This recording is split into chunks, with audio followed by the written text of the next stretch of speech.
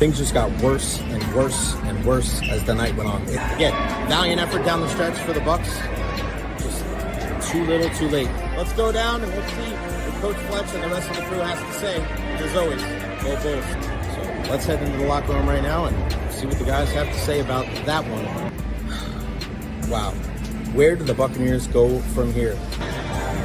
What an incredible atmosphere. What a good win for the Tampa Bay Lightning. They snapped a 7-game winning streak. How we feeling, Bucs Nation? It's time to party, baby.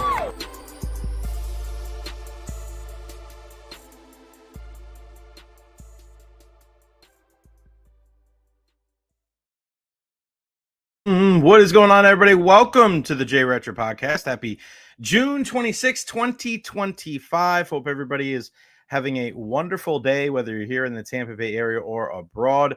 Make sure you follow me on all social media platforms: Facebook, YouTube, Twitter, Twitch, TikTok, Instagram. I am everywhere. Like and subscribe to the YouTube channel. We are firing on all cylinders, and we could not do it without you. What a show we have planned for you today. Obviously, some big Buccaneer news.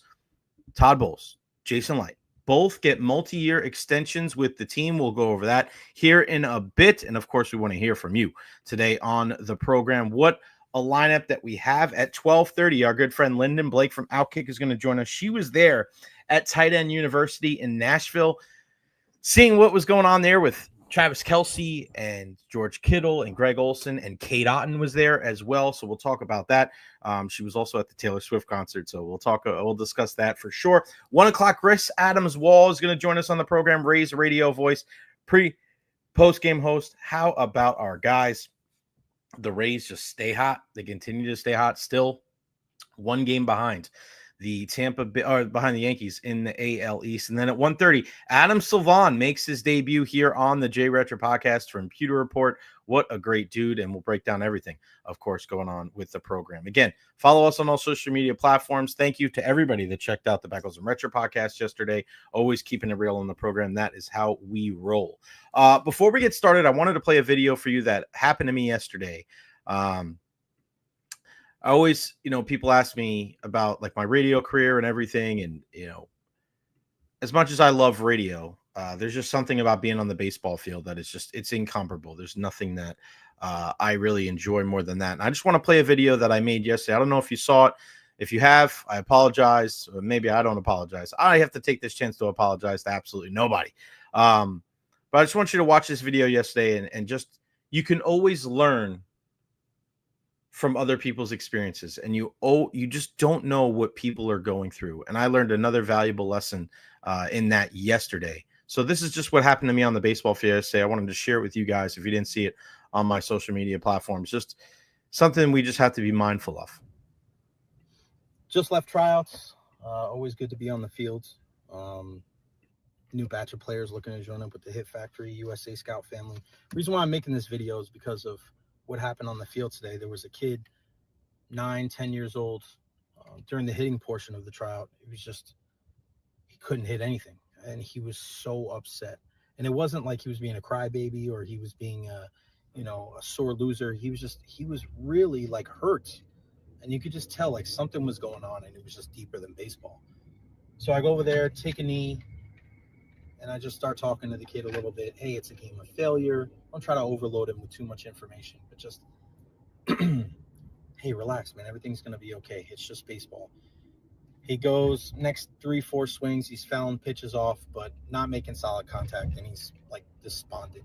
He's just hurt to his core. So we say, go into the dugout, get a drink, chill out, relax a little bit, and then come back and take a couple of swings, in a few minutes. So after he gets his drink, I say, come here, let me talk to you. So we're sitting there, and I say, what'd you have for breakfast? What'd you have for lunch? What do you like to do in your spare time outside of baseball? And I just wanted to get on his level because, like our guy, Titus O'Neill, wrote the book, like, there's no such thing as a bad kid.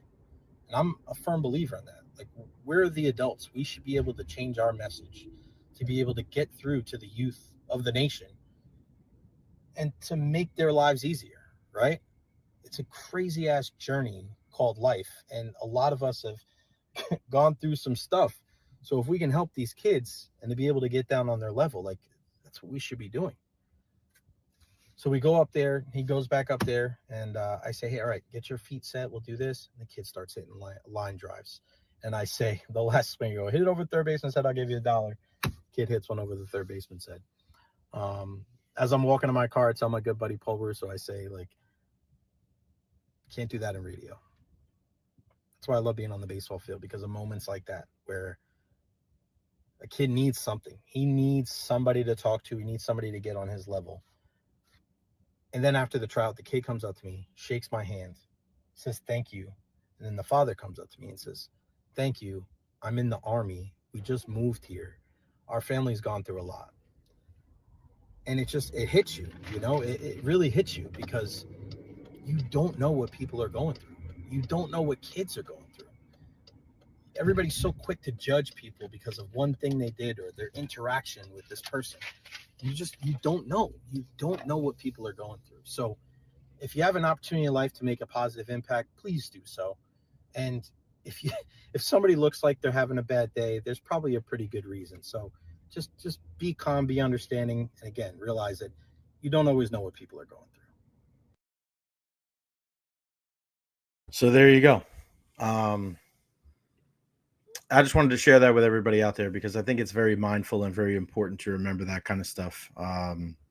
I as much as I love being in radio and love doing what I'm doing right here, right now, I can't tell you the impact that being on the baseball field and just being with kids and to be able to just share everything that I've learned. It's so much less about being a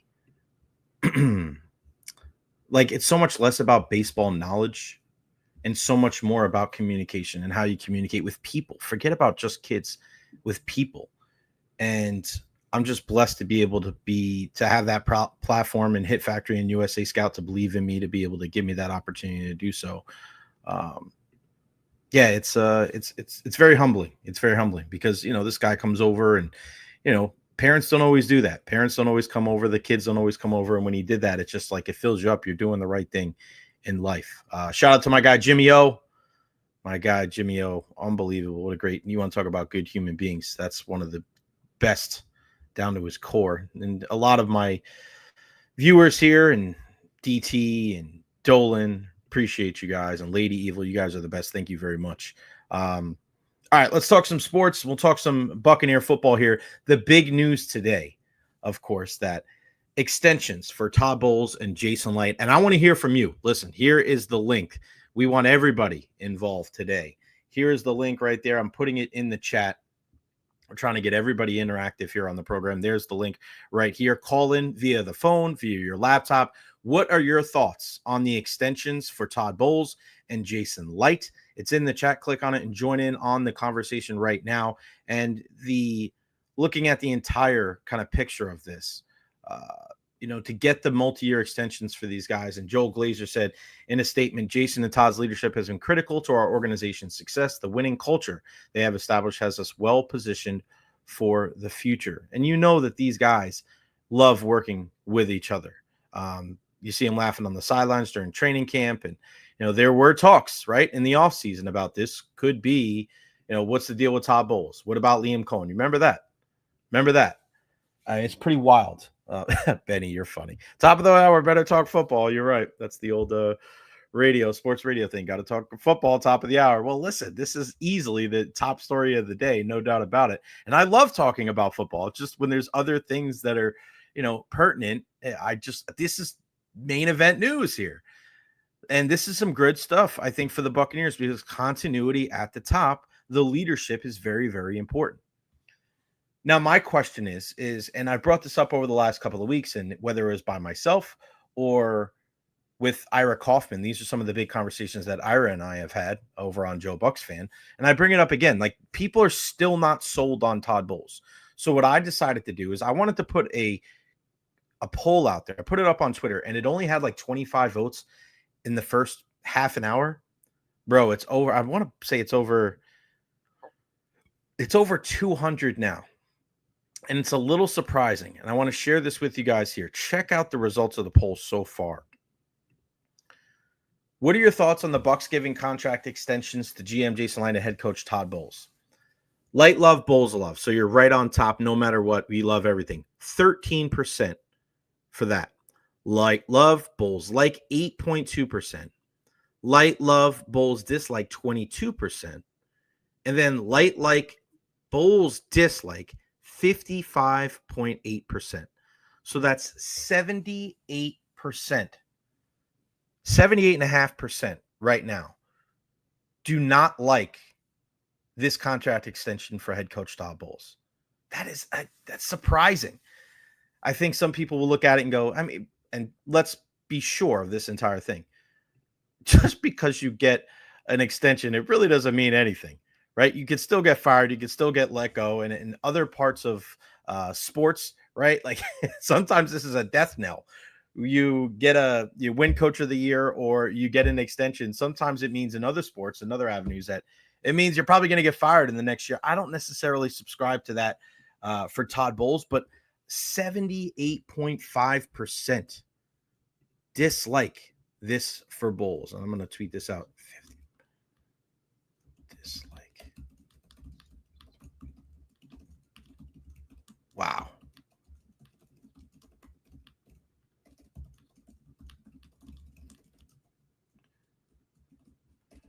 This is the thing when you're doing this by yourself, you have to tweet all this stuff out. Call in. I really want to get some people calling in today and really voicing why.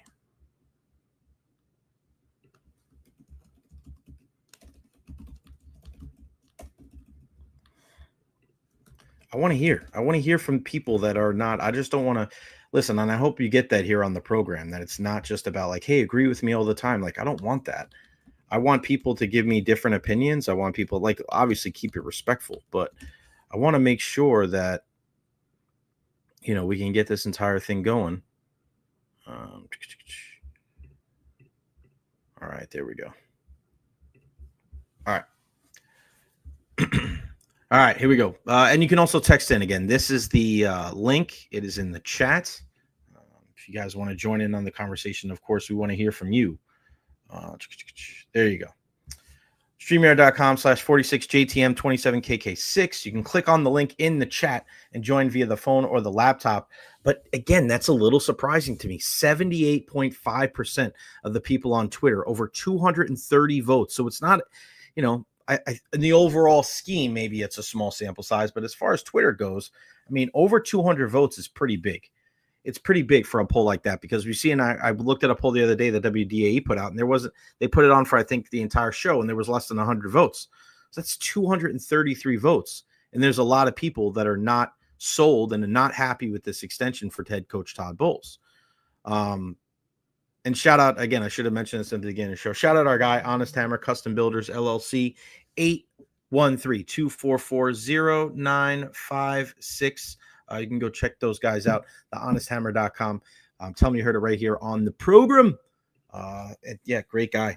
R.I. Hammer. You can do a little bit of everything for your residential, commercial. Again, we'll bring this. I want to put this back up again so you guys can see. All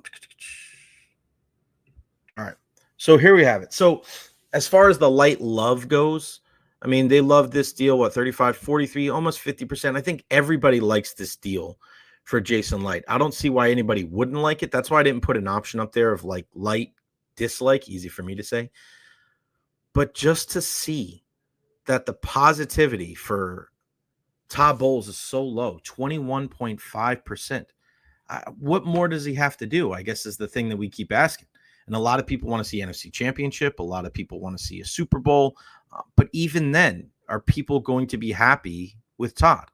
Dolan brings up a good point. Todd is our guy considering the situation after Brady left. I think Todd did a great job. Does he need to improve on something? Sure, but he's the best coach for these players. Listen, he's a great leader of men. And again, I go back to it. You're talking about a guy where you've had 2 losing streaks in the middle of the seasons, and nobody's been talking, because I've been in those locker rooms, guys. Sometimes you hear whispers, you hear guys having conversations, and maybe it's not necessarily about like, oh, screw Todd, because they know the media's in there. But there's just a mindset of, I don't want to say quit, because it's not about quit. It's just frustration, right? you can just tell like things aren't right. You can tell when you're in a locker room and things aren't right. And in both of those scenarios, the last couple of years, being in that locker room, I didn't get that sentiment whatsoever from any of the players on the team, offensively, defensively, no semblance of that whatsoever. And, we have a bunch of different guys on the show here, guys that cover this team. We have the Rick Strouds and the Greg Allmans and the Ira Kaufmans and the Scott Reynolds. Like, if you're not getting your information from one of those four guys when it comes to covering this team, like you're missing out. And none of those guys have reported in the last couple of years about dissension within this locker room, even when things go wrong. So I don't know what it is about Todd Bowles that people just don't like. Is it his candor on the sideline? Is it the fact that, he does have some work that needs to be done on in-game management, and maybe some of the, people think he's too loyal to coaches and players, but I feel like he's improved. I feel like he's gotten better. And when you look at what this team has been able to do, I know some people say they'll look at the division. Oh, the division's so poor. I mean, how many people lose a guy like Tom Brady? Such a seminal figure for this team, the greatest quarterback of all time. And they make a transition to Baker Mayfield, take on a different identity because the team is different, right? Now that Baker's here, and still win the division. I don't care what the record is. You see teams in all of sports, they lose such a big, prominent player for their franchise, for their organization, and they go in the shitter and they just suck, and you just don't know what's going to happen. And you see these, it's like futility for years and years and years. And I mean, I think about teams like the Detroit Red Wings, right? I look at teams like the San Antonio Spurs, and I know they have Wemby now. But years and years and years of success, and all of a sudden your best player leaves or your coach leaves, and they just something, I don't know. It's just what happens. They're done. It's just a totally different atmosphere with the club. And I look at this Tampa Bay Buccaneers team and the way that this guy's been able to navigate the ship. I think he has to be commended for it. He doesn't get nearly enough credit. He doesn't. He is one of those guys. He's in that position right now where he gets way too much of the blame and not nearly enough credit. Bantry brings up those that have an issue with Bowles never seem to have a viable alternative. I don't even know if you need an alternative, to be honest with you. Because last year, and I told you guys this, everybody else was jumping on the Liam Cohen bandwagon. And again, we'll go back to what we were just talking about, what happened with me, right? It's not always about the football knowledge. It's not always about the greatest personality in the world. Like, there's just so many things that that's part of it, but it's not everything.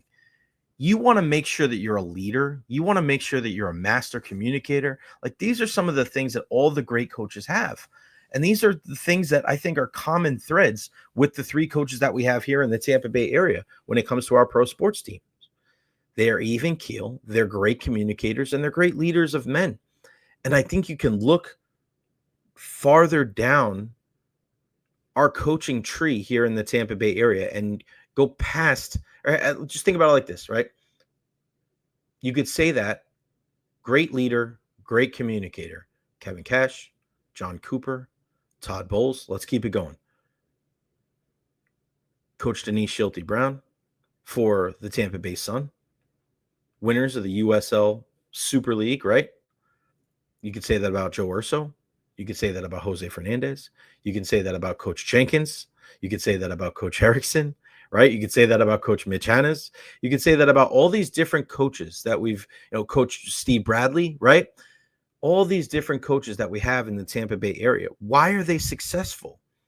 Is it because they know the game so much better than everybody else? Listen, that sure as hell does help. And the experience of playing in the league and playing your sport definitely helps. But I've seen a ton of former, I tell you what, I got to be honest with you.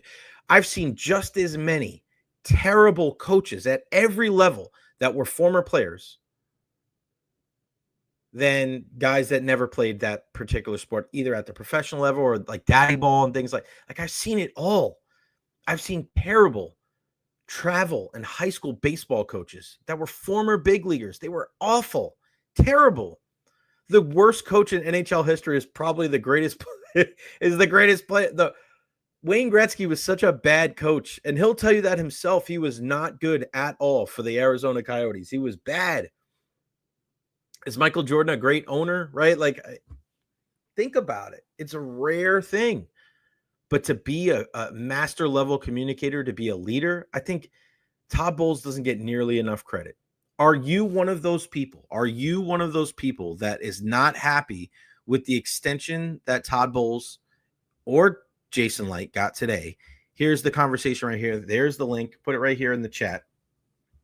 If you agree, if you disagree, there you go. There's the link. StreamYard.com/46JTM27KK6. If you want to get in on the conversation, feel free to hop aboard and we will go from there. I mean, listen, when you look at the great teams, when it comes to not just the Buccaneers, but just like any team in any sport, continuity at the top is key. It's key. I actually had a conversation with one of my old players yesterday who's now a coach. And I said, I was kind of busting his chops a little bit. Like, you guys got to be better. You got to raise the bar. You got to have higher expectations. And he was trying to tell me that one of the big things is continuity and being there and just having that message pilfer through everything. It's got to permeate through your entire system, through your entire brand, your entire team, your organization. Like, everybody has to be on the same page. So when you look at a situation like Todd Bowles and Jason Licht, and I look at John Cooper and Kevin Cash, like, it's all about the tenure, those guys and how long that they've been there, right? Get those guys in, and if you can have them year after year after year, and you can have some modicum of success and some modicum of improvement, then you're going to have a sustainable franchise. You're going to have a team that's going to be competitive year in and year out. And that's, I think, what you want to see for the Buccaneers. That's what we have. I mean, I think people forget about what has happened with the entire situation with the Buccaneers before Tom Brady was here and how bad this team was. Again, I said this yesterday on the show. The Buccaneers have to go 11-6 for the next 40 years for them to be 500. 11-6 for the next 40 years. Think about how crazy that is. And now we're in a time where this team is competitive year in, year out in the division. We're talking about taking steps forward where this team is a contender for the NFC Championship game, a Super Bowl contender. And times have changed. But why does that happen? Because the coaches and the players in the front office, like that continuity, having a guy like Jason Licht. And one of the things that we heard from Jason Licht was he was very appreciative of the Glazers sticking with him through tough times. Now, because we live in a society that everybody wants it now. If you don't win in a year or two, they're looking to get rid of you. Like, sometimes you have to let people go through some growing pains and learn on the job. But that's only if you really believe on them. I think there's some on both sides, right? I think you look at certain situations. Who was it? Brandon Staley a couple years ago. You didn't need a full year of that. Gerard Mayo in New England. You didn't need a full year in that year of that. Sometimes But then there's other guys that have track records and other guys that come from good places, and you think that, like, they may be your guy. They may make some missteps, but you got to be patient and give him some time to work. Give him some time to cook. And that's exactly what we've seen from Jason Licht. They gave him some time to cook. He's made some bad mistakes, but he's been able to bounce back. And thinking about how many players on his roster right now are guys that they drafted. I mean, it's incredible. And look at this tweet from Greg Allman. I think this really, it spells it out. It says it out. It says it all. Look at this right here. Bucs have 27 of 29 draft picks from 2022 to 25 still on the roster, and at least one draft pick from each class going back to 2017. Only one player on the current roster predates Jason Licht's arrival in 2014, and that's Levante David. I mean, 27 of the last 29 draft picks in the last couple of years still on the roster. You don't see that. I challenge you, go back and look at the draft picks of all these other teams. You're not going to find a bunch of teams that have all of these draft picks, a lot of via trade, via free agency. Like, it's just not the same. And when they come out with these stupid ass lists about general managers, and Jason Licht is nowhere near the top, I don't know what these guys are looking at. It's a popularity contest, but I mean, Jason Licht definitely is respected around the league. I mean, this is a guy who was able to lure Bruce Arians out of retirement, to bring Tom Brady here, to get Rob Gronkowski here, to keep Mike Evans and Levante David, to take a chance on a guy like Baker Mayfield, who's now a top 10 quarterback in the league. Like, he's earned it. You know, I hate the word deserve. Forget about deserve. He's earned the right to be called a top 5 general manager in the National Football League. He deserves more love. He deserves more credit. And I feel like, I don't know, again, we talk so much about the disrespect when it comes to a guy like Todd Bowles, but I feel like Jason Licht doesn't get a whole lot of respect too. And whether that's because of what happened with like Roberto Aguirre, I mean, it's going to happen. I've always said I've never disliked that pick. I'm in the minority. I know people are like, oh, you're crazy. I like taking a chance. I like taking a chance every once in a while and trying to fix something, because I understood the rationale. Because field goal kicking was such a bugaboo for this team. And you have an ability to get a kid from the state, Florida State, everybody with the Knowles loved him, one of the best kickers of all time in college. Take a chance. It didn't work out. And to other people, that may have been a death knell when it comes to, you know, their career and their tenure, but that didn't happen. Let's see. It looks like this Todd Bowles thing through 2028, and that's what our friends at Joe Bucs Fan are seeing. So through 2028 for Todd Bowles. So obviously through next season and the 2 seasons after that. And shout out to Nathan Elliott. What's going on, buddy? How are you? And I know Lynden Blake from Outkick is going to join us here momentarily, but let's take a look one more time at the poll results before we get to her, because now we are over 250 votes when it comes to your thoughts on the extension for Todd Bowles. And there you go.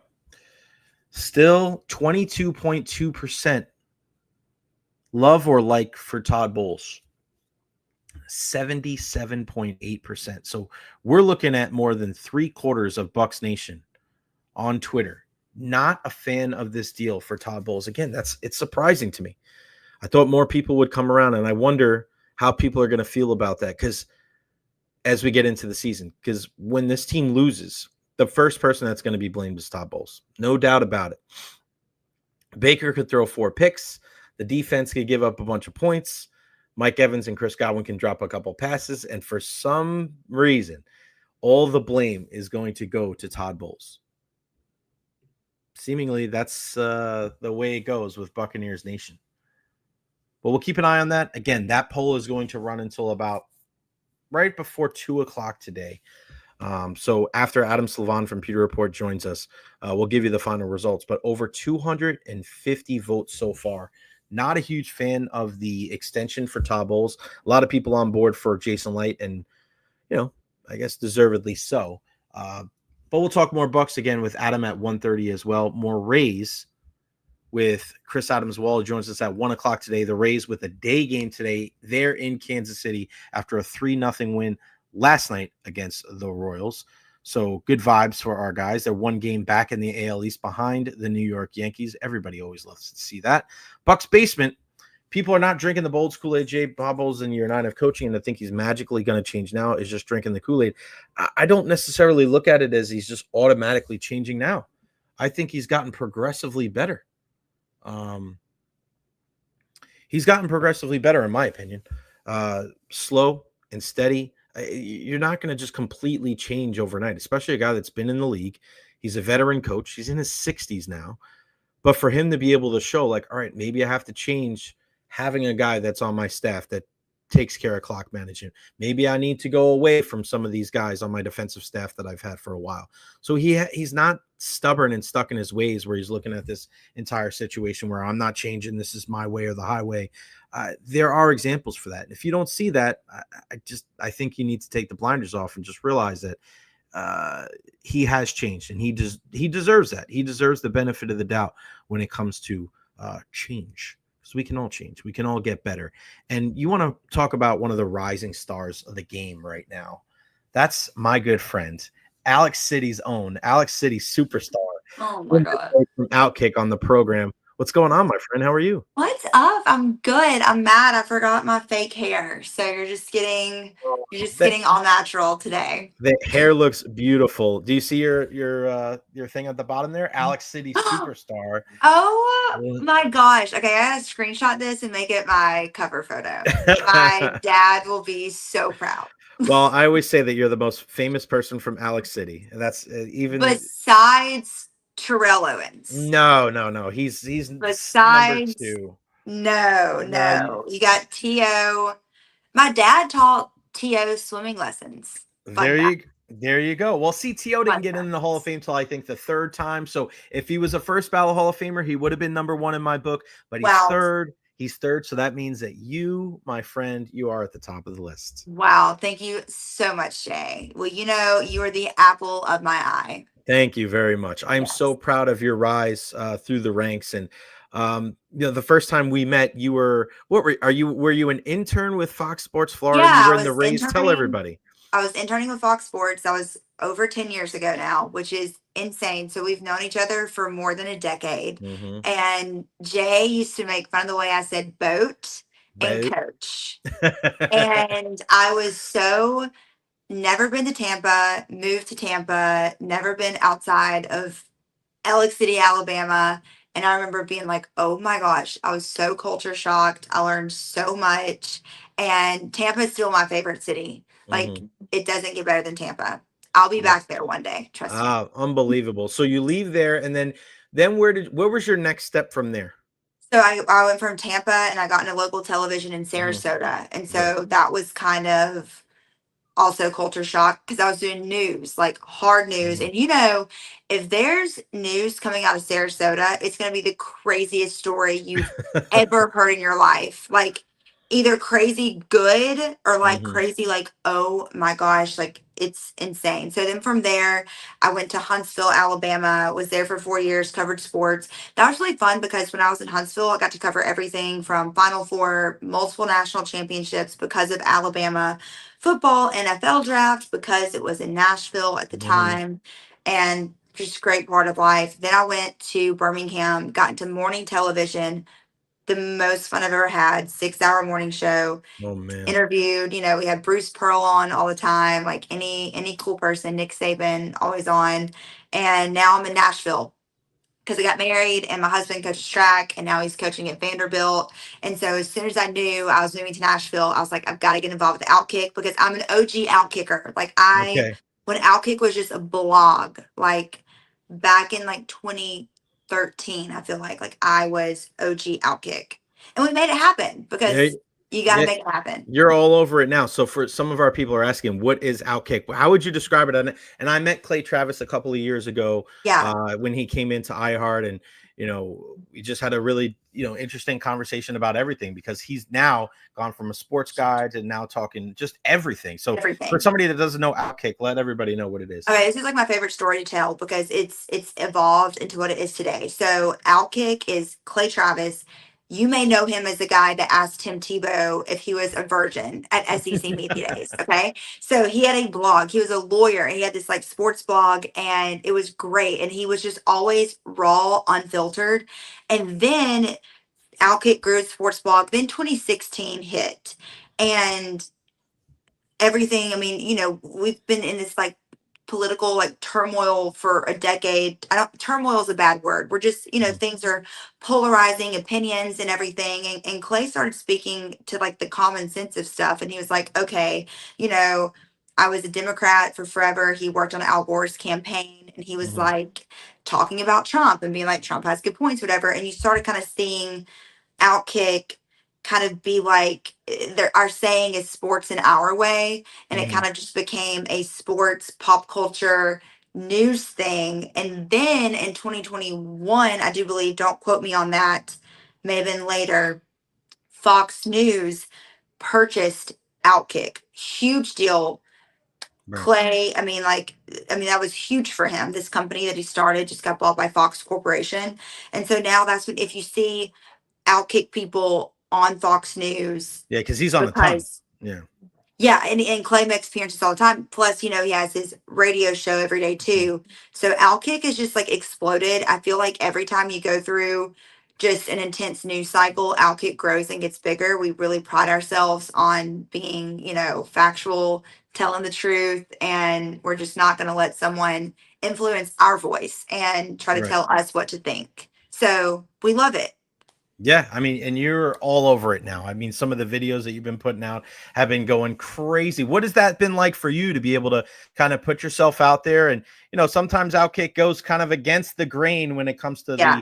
the popular narrative when it comes to sports. So, how has that been for you to be able to kind of put yourself front and center against some things that may be considered kind of the in the opinion of the minority, maybe to the Yeah. usual what we hear in sports? Well, okay. And this, I feel like I'm on FaceTime with you. So I feel like I'm just going to be like, just I so raw and I told you unfiltered. that's But, how it was going to be. Yeah. it's one of those things, especially going from local media where you were so by the book, you were so cookie cutter, you were so no opinion this way or whatever. Like you were just, and you're not really allowed to speak your mind. Like you get in trouble if you have an opinion, if you share something when you're in that local television space.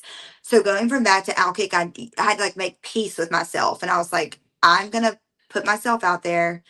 I'm going to have an opinion. It's going to be my opinion, and I'm going to have to live with it, whether it's met with, hate or Mhm. love.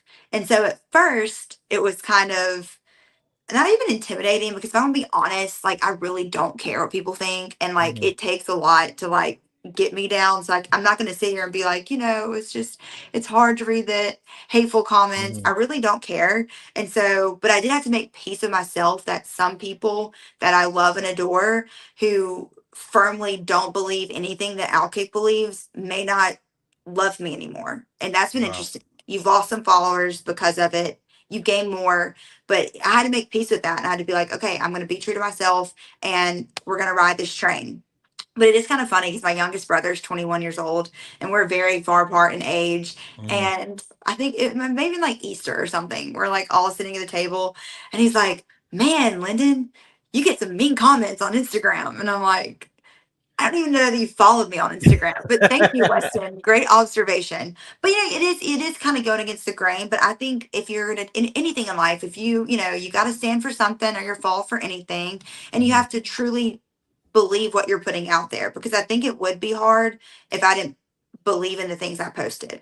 If I Right. didn't truly believe that men don't belong in women's sports, that's like a big, if that's a big controversial thing in my head. Mhm. I'm like, it shouldn't be that controversial, Right. but I have to believe that, because I Mhm. would get eaten alive and I would get my feelings hurt if I was like, oh man, they're being so mean to me. Let me go back and change what I said. Maybe I said Right. it this way. And I was like, no, I said what I said, and we're done. Right. Yeah, I So, mean, and it's ironic that you said that, because I actually took a picture with Clay a couple of years ago when he came in, because this is one of the and I told, like, the conversation we had was very transparent and honest, mhm, because there was a lot of things that I don't agree with him on, and mhm, but I felt like the conversation we had was so healthy, because when we walked away from each other, he goes, that was a great conversation, because that's how it should be. Like, we should be able to yes. have conversations in this country on sports or anything, and be like, this is your opinion, this is my opinion. We can still be friends, we can still love each other, and then move the hell on. Like, we don't have to hold Mhm, resentment. And when I took that picture and posted on social media, I had people that I went to school with that are, they were like, I can't believe you would take a picture with that guy. And I'm like, wait a second. Like, again, if we are at that point in the world where if we have people that are different, have differing viewpoints, and like, you're really going to not be my friend, or you're going to hate me, or you think I'm some type of way, like, I don't want people like that in my life anyway, because now no. you're just judging me on, if you're judging me on stuff like that, you don't really know me, because Mhm, I feel like there's a lot of I feel like there's a body of work out there that I've shown to people that prove that I'm a decent human being, and I'm open to a lot of different viewpoints, and I'm, supportive of a lot of people that don't have the same mindsets and ideologies as me. And I feel like there's a lot of people that are like that, but there's going to be miserable pricks on both sides that are unhappy, and all they 100%. love to do is just hop on social media and be these internet bullies and Twitter tough guys. Yeah, I will never unfollow someone on social media that I know that believes differently than me. Like if I start seeing someone post these things and I know you, even if you did it, I think that's such like a lame like stance. Like the country was built on, the idea to create a more perfect union that's going to be a work in progress for forever to the end of time. And that's Clay's whole thing. And I love that's what he stands for, is he wants to have conversation. You disagree with me? Let's talk about it. Why don't you want to talk about it? Because I always want to hear someone out. I want to hear it's what makes humans humans, is how you evolve. It's talking and communicating. And you don't want everyone to think the same. I'm over this group think mentality. Like that's scary. Yeah, it is.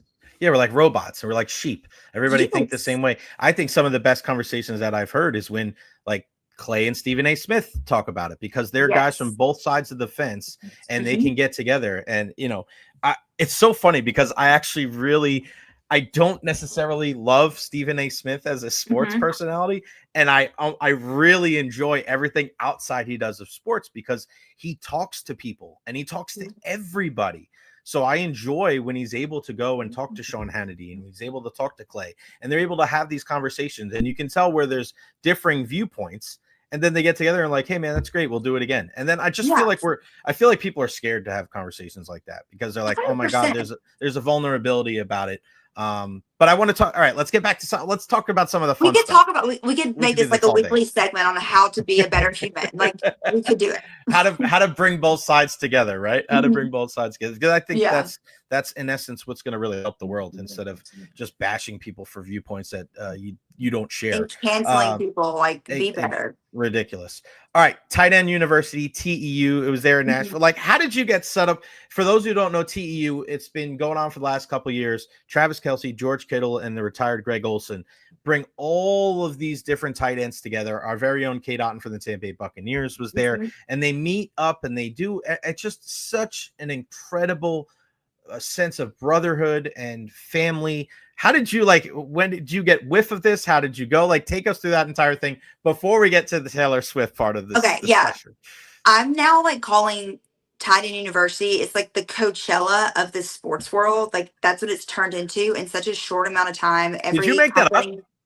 I mean, I said it the other day to my friend. I go, it's turned into Coachella of sports. I love that. It's a good phrase, because I was texting a buddy of mine who now works at Florida Atlantic, but he worked at Vanderbilt for a while, and that's where they have the actual football part takes place at Vanderbilt.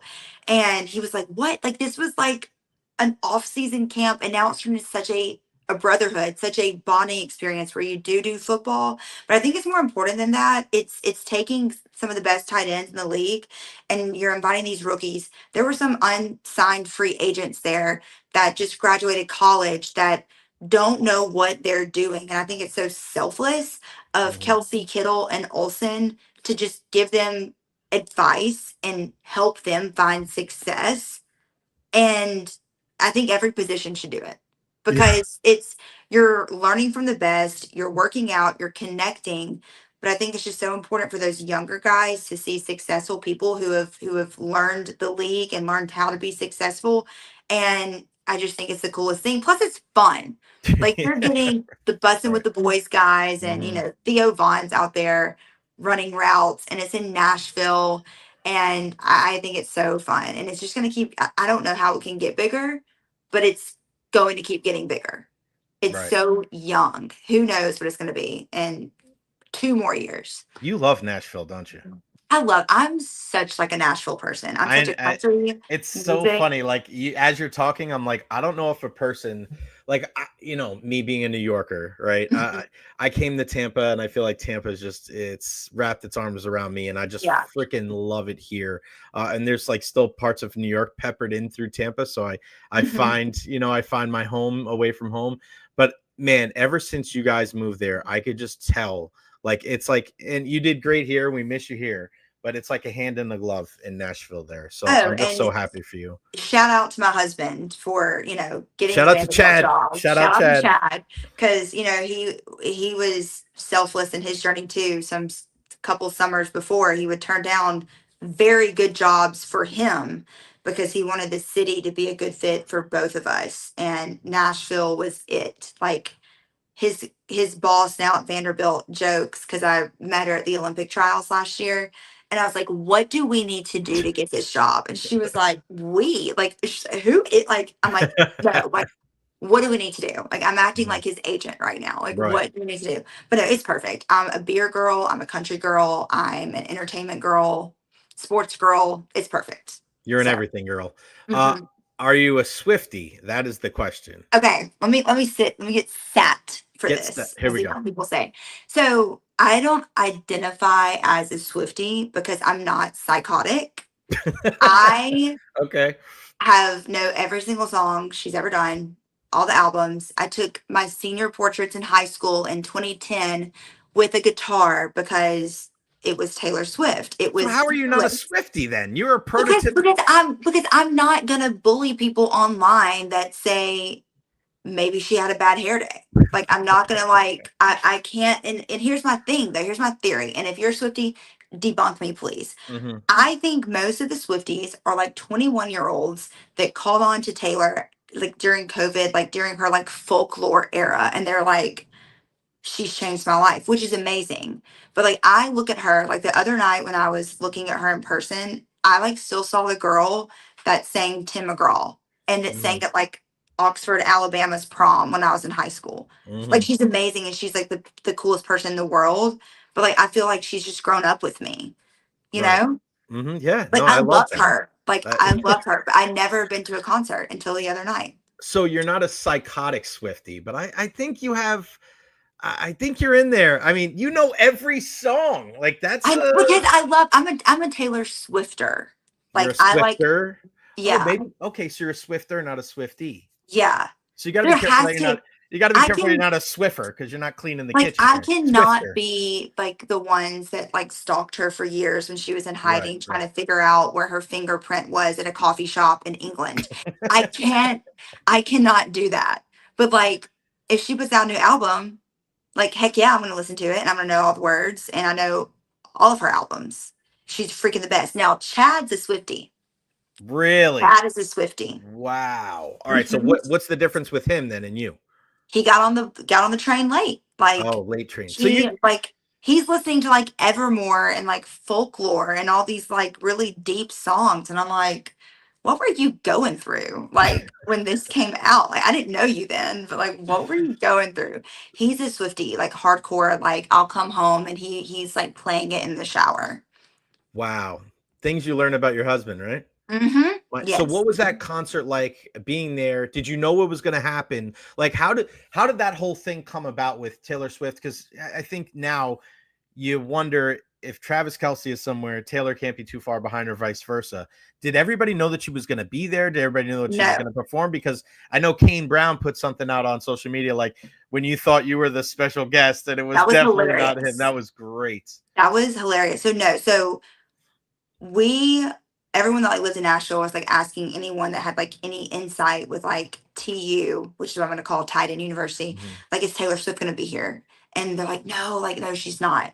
But then when she showed up that first night to like the welcome party, that's when you just kind of assume she'd be there Tuesday night. So she shows Mhm. up Monday night. They make their like red carpet debut together at Titan University, which I thought was so fun. Like, he's not going to go to like he will some award shows he can't go with her, but I love that like that was their red carpet debut as a couple. Like, they have not done that, and they did it at Titan University. And so when people knew, and she went out on Broadway that night. So you kind of like thought she'd be there Tuesday. Like, I figured she'd be Mhm. there. But then like once I got there, you're like, one, how could she not perform? But then like you had some people be like, there's a surprise coming at the end of the night. And it was like that was the final song when she came on stage with Kane. That's So, great. and it was so fun because she had been hanging out, jamming out to all the other artists all night long, drinking her like cranberry and vodka drink that we see at all the NFL games. and just having a good time. And that's like her party trick. Like, Right. how can she not go on stage and sing a song? Yeah, exactly. It's their So element. It's her element, right? it I mean, is. that's her thing. Like, and as much as people like think, and I think people forget about this kind of thing when you're talking about sports, when you're talking about music. Yeah. Like, if you're a professional, that's what you do. Like, that's your profession. Hmm. But it's also like your first love, right? So it's almost like if Steph Curry has a basketball and he's on a basketball court, right? He's not just going to sit there and hold the basketball. Instinctually, he's going to do what he's done since he was a little kid, and he's going to shoot the basket. If there's a Exactly. microphone and a stage and there's music playing, like this is what Taylor's been doing since she was a little kid, regardless of that's why she's one of the most popular people in the world now. Like that's music is her calling, and that goes deeper than a profession. And someone brought up a good point that they're like, I bet she loved playing in a small venue again. Yeah. Because you think about it, duh, it's so cool to sell out the biggest stadiums all around the world. But how personal, I just got chills, and intimate, Yeah. isn't it? To be back in the city that made you in a small venue with your boyfriend, all his buddies, and just like go rip a song out. It had to I be so love much that. fun. What do you, She's fun. what do you make of their relationship? Because a lot of people were talking about how it's just for, it's just for propaganda. It's just for them to get followers. It's just for them to get popular, but this is still going. I mean, there was a lot of people that didn't think it was going to last the season. And now we're going on a couple of years now. What do you make of their entire relationship? Do you think they'll ever get married? Like where are you at as far as following the tea leaves of the Travis Kelce and Taylor Swift relationship?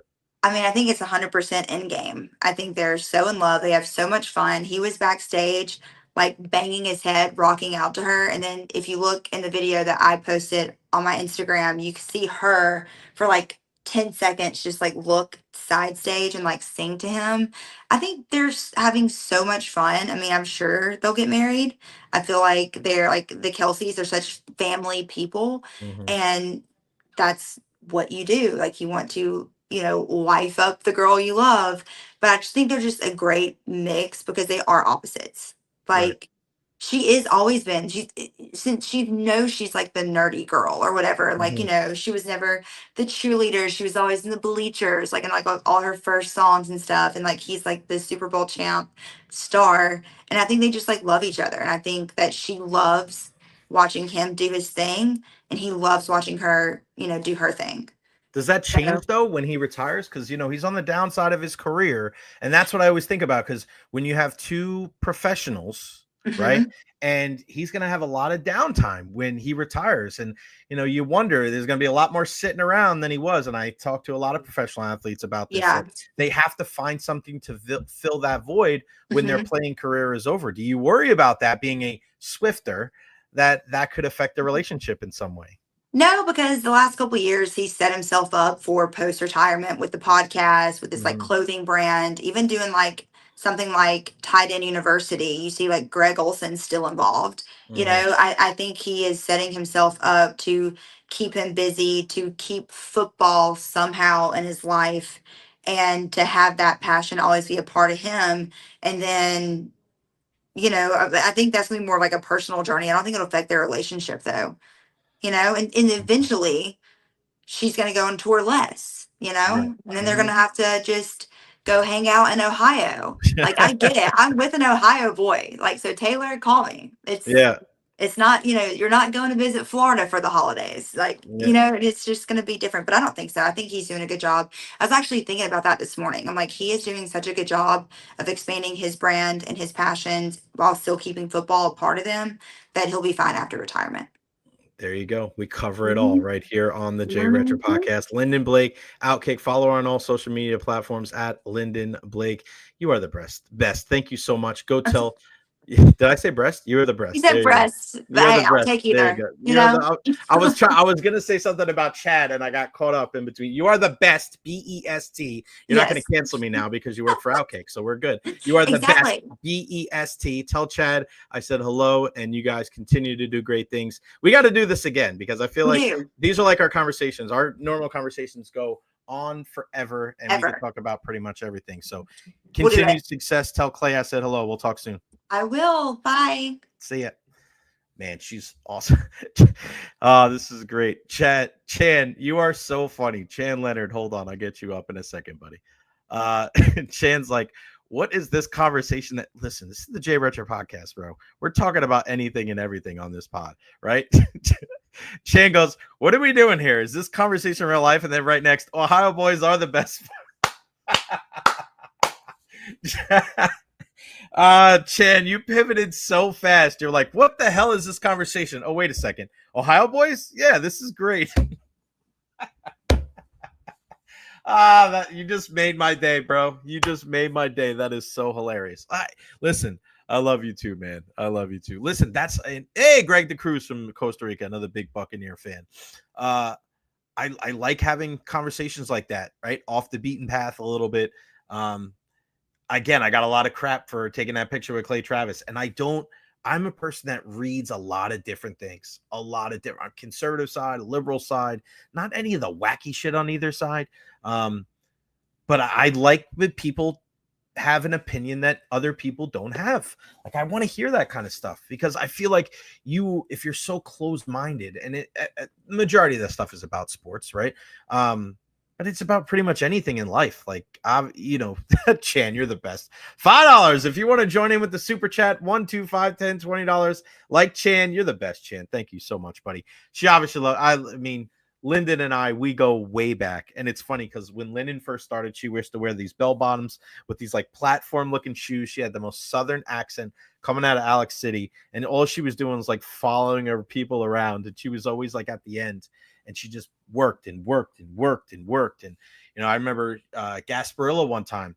I actually picked her up because we were at the iHeart tent it was like our car was like right next to the iHeart tent. We had like the easiest escape route ever. Never going to get a better escape route than we had that day. It was me and Aaron Jacobson. So he left and then we went somewhere else and we picked her up and then brought her to another house. And, she had such a blast. She missed Tampa so much, but she was working on getting rid of her. She had a really, really thick Southern accent and it's gone away for the most part. I mean, it's still there a little bit, but I used to get on her, like she would say, boat, like it's just, to this day, it cracks me up. And I'm so glad she found Chad. He's an awesome guy. Great family guy, track coach over there at Vanderbilt, and they're just living their best life. And I'm glad that she has an opportunity to work at a place that, she has a platform to be able to say what she wants. And, again, I don't necessarily agree with everything that Outkick says and does, but it doesn't offend me. It doesn't offend me at all. Lady Evil, look at you. $5 super chat. Great show as always. Thank you so much, Lady Evil. You are the best. Again, every single time you guys can hit me up with a super chat, it helps, man. I'm telling you, I was just having this conversation with yesterday. How are you doing with the podcast? What can we do? Well, because of the super chats, because of my guy, Honest Hammer, who's here. What's up, pal? You are the guys. Like, you are the guys and gals that are going to keep this thing going. And, of course, we want to shout out our friends at Honest Hammer. Take a look at the website. Again, this is one of my favorite parts of just looking at this website. When you see how clean it is, because I think nowadays everybody, you're online. So you look at the website here again, 813-244-0956, Honest Hammer Custom Builders LLC. Look at this. I mean, this picture right here that's what gets me everything. I am a guy that, like, when I watch like certain things like Fixer Upper shows or stuff, I'm always looking at the backsplash and the floor. I couldn't do that kind of stuff. But when I watch what somebody like Hammer does and his group, it's just insane to be able to have a licensed and insured Florida general contractor like him. Again, CGC 153-1166. He's going to make sure he finds the right people to get this done. Bathroom remodels, kitchen remodels, interior and structural renovations, new construction, pre-engineered metal buildings, commercial construction. And the one thing I like about Hammer is he's just like you and me, right? He's a Tampa Bay sports fan. This is a guy that loves our community. He loves our area. 813-244-0956. Go check them out. And the great thing about it is give him a shout. Give him a call, and he'll be able to help you. That's a 1920s bungalow I renovated in Seminole Heights last year. I used to live there. So go check him out. He's incredible. And even just for a conversation, like, you don't know, like, hey, I don't really know what I need. Can you help me out? Hammer's that guy. Great conversation as always with our guy Hammer. 813-244-0956. All right, let's bring our next guest in a little bit early because I know he's got a lot going on today. It's our guy Rays Radio's Chris Adams-Wall. What's going on, buddy? How are you? What's up, Jay? How we doing? I'm doing a lot better now that basketball season's over. I'll tell you that much, my friend. Yeah, we don't have to go down that road. I will say this, though. I was kind of pulling for the Pacers, which I know is kind of an anti. Really? Oh, man. Yeah, because I always feel like if we're going to lose in the playoffs, it's better to lose to the champs. We can talk about that and that amazing run that they went on. And I will say, if Tyrese Halliburton doesn't go down in Game 7, do the Pacers win? Maybe. Yeah, the ultimate what if, no doubt about it. I actually ordered a Jalen Brunson WWE shirt that they came out with. I ordered it the day of, and it showed up yesterday. I was like, this doesn't help me at all. No. Next year, though, right? If we ever find a coach. I know. At this point, they might be calling Kevin Cash. I mean, my goodness. How about our Rays, man? A 3-0 win last night. I mean, it's so funny because in the beginning of the season, there's nothing that – 2 steps forward, 3 steps back. They couldn't figure out the home field thing. And now it's just like they're churning and just going and they're getting contributions from everybody. What would you say is that one thing when you look at this team, that is why they've turned things around? I honestly think it's a couple of different things, Jay. So I think you have to start with the pitching, right? Because when you're trying to come back, when you're in a hole, I talked to Brady Williams about this just a couple of weeks ago, the Rays third base coach, and he said this reminds him of a typical Rays minor league season in AA or AAA, because I remember when he was manager of the Montgomery Biscuits for 4 years, when I was the broadcaster down there, it seemed like every single year we'd get off to a really slow start, and they play halves down there. So if you win the first half, you go to the playoffs, second half winner plays the first half winner, etc. And they were just constantly in a hole. I remember in 2018, we started 3-11, and then we were 16-25 in the middle of May. But then all of a sudden, the pitching got better. And Brady said the same thing happened to him, and I believe it was 2022. It seemed like every first inning, they would get back to the dugout ready to hit, and they were down 4-0. And he said, what happens when you start putting up zeros in the first inning? You got a better chance to win, right? And then you score first. The Rays, I think, now are 31-9 when scoring first in ball games this year. So they're doing that a whole lot. The pitching's been awesome. I think their athleticism is a huge component in all of this. Just look at what they did yesterday. They scored 3 runs the entire game.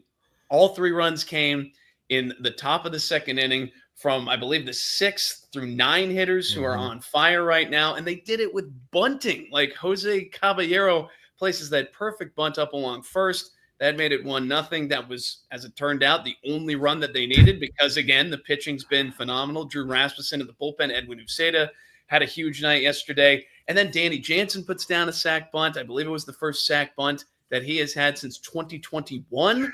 So they're doing it in creative ways. They can beat you in so many different ways. They're also getting the Royals at the right time. Like they've lost, I think, 16 of their last 19 home games, and the Rays will go for the sweep today. But I think it's a confluence of factors, as you would say. But it's amazing where they've come from. They were 21-26 entering play on May 20th. Remember, they had lost that horrible series to the Marlins in Miami, and I think everyone's kind of like, well, we should beat that team. And then all of a sudden, they've taken off since 24-9 since May 20th, the best record in baseball.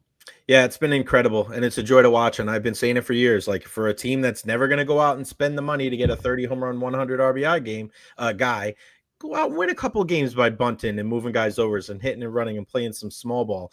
And to see them do that, and you combine it with some of the big boppers that we've seen, it's a breath of fresh air. And I know a lot of the old baseball heads in the Bay Area, those are the games they talk about, the games like last night, because you're not always going to have your Arandas and Camaneros and guys going big fly like that. So that is it's a beautiful thing. That's a earned victory. I always say an earned victory because you play the game the right way. And I'm a big believer that the baseball gods reward you when you do things the right way.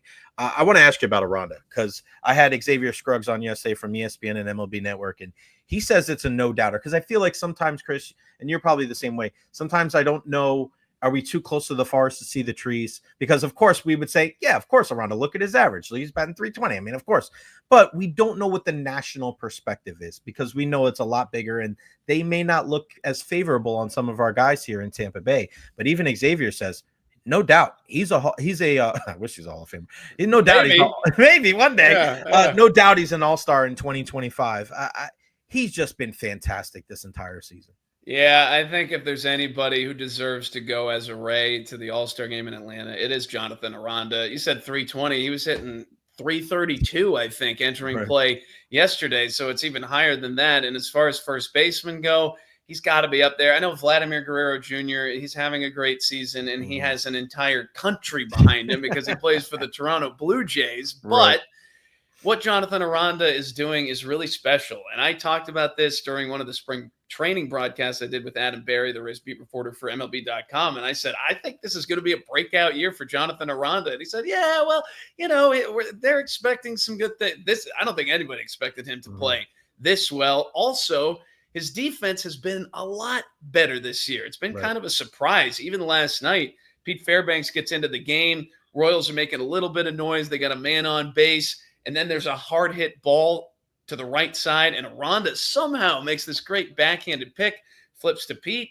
That's your ball game. The Rays are also doing it with defense, as I should say, talking about the reasons that they've turned it around. But Jonathan Aranda, I think, deserves it more than anyone else on this team. But there are other deserving guys too, like Junior Caminero, like Brandon Lau. I still think has the most home runs and RBIs at his position, second base. I think Drew Rasmussen has a pretty good case. Also, some guys were talking about it after he threw yesterday. Maybe he could start the All-Star game for the American League. Like, who knows? Who knows? He's had a great season. And Pete, too, has been really solid for the most part on the back end. But, the Tampa Bay Rays, they're always going to fly under the radar and not get the credit that they probably deserve.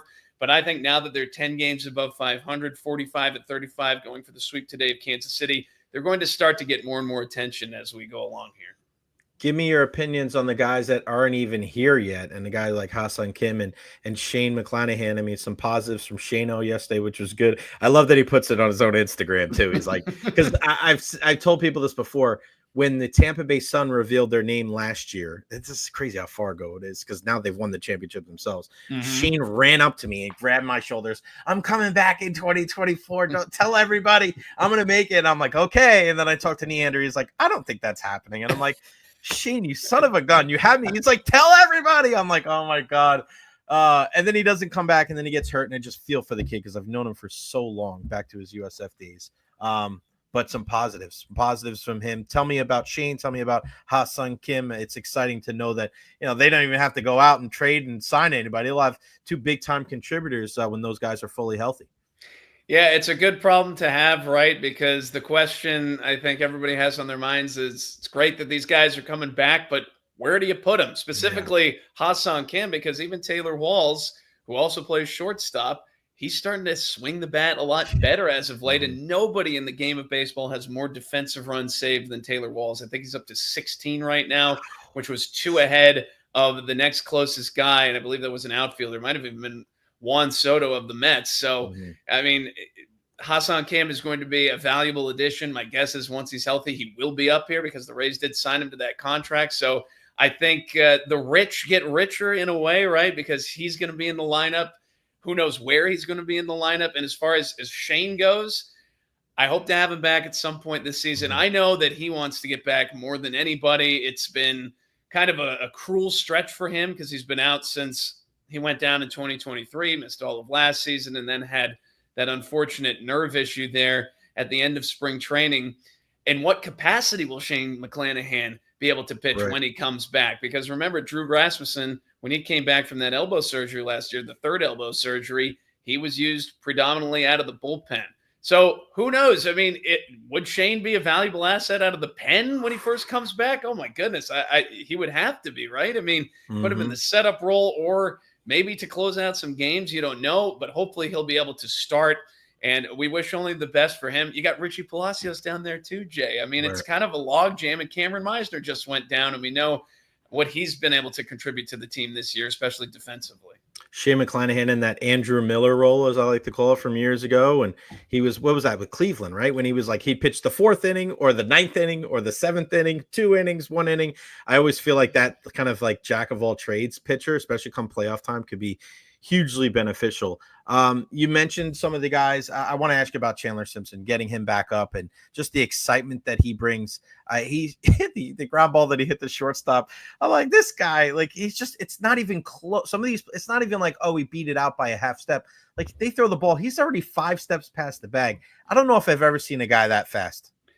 I don't think I have either, Jay. I think he's 3.97 seconds from home to first, which is far and away the fastest time in the majors. Jake Mangum's up there too, by the way. So they have another guy who can do that. And anytime Mangum hits from the left side, he almost looks like Ichiro, the way that he's kind of running and slapping it the other way. But having Chandler Simpson back is huge, and give him a ton of credit, because when he went down, it felt a little unfair, right? Because he had played really well. He was one of the league leaders in stolen bases. He still is. I think he's like 8th or 9th in Major League Baseball, and he hasn't been here for like a month and a half. So that just goes to show you how valuable he can be. He made some nice plays out there in center field yesterday, crashing into the wall, leaping up and making one grab and making a sliding catch at another point in the game. But it's exciting, and you put him, I mean, today he's 9th in the order for Tampa Bay, so it's like you have a second leadoff hitter, and the way Yandy's going right now, I believe it's a 15-game hitting streak. It only helps. And how many guys do you know, like you say, Jay, can hit it to the shortstop, and then they have a chance probably more often than not to turn that into a base hit? He's such a special player, and he's a galvanizer, right? Like, I think just having him back, and no disrespect to Cameron Miser, but he had been struggling at the plate a little bit as of late. Hopefully we'll see him back up in some capacity soon.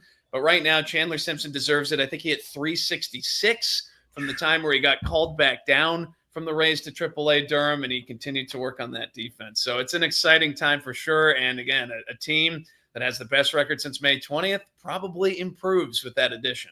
No doubt about it. I know you got to roll. Give me real quick this last answer. I know a lot of people are talking yesterday, people asking me about the postseason, right? It's a good question to have, right? Because it's like, well, all right, they kind of believe that the Rays are going to be in the postseason, but it's kind of a, you know, do you go to Atlanta? Do you go to Miami? Some people saying go up to New York. Like, this is a interesting discussion to have, because the Rays have done a great job of selling out these games at Steinbrenner Field. But Chris, like, if MLB's like, hey, we need to get a bigger, because I've been to both sides. I've been to some of the playoff games where it wasn't as well attended the last couple of years, and then before that when it was jam-packed. So I can see where MLB's kind of in a little bit of a conundrum. What are your thoughts on that when you hear that news come down?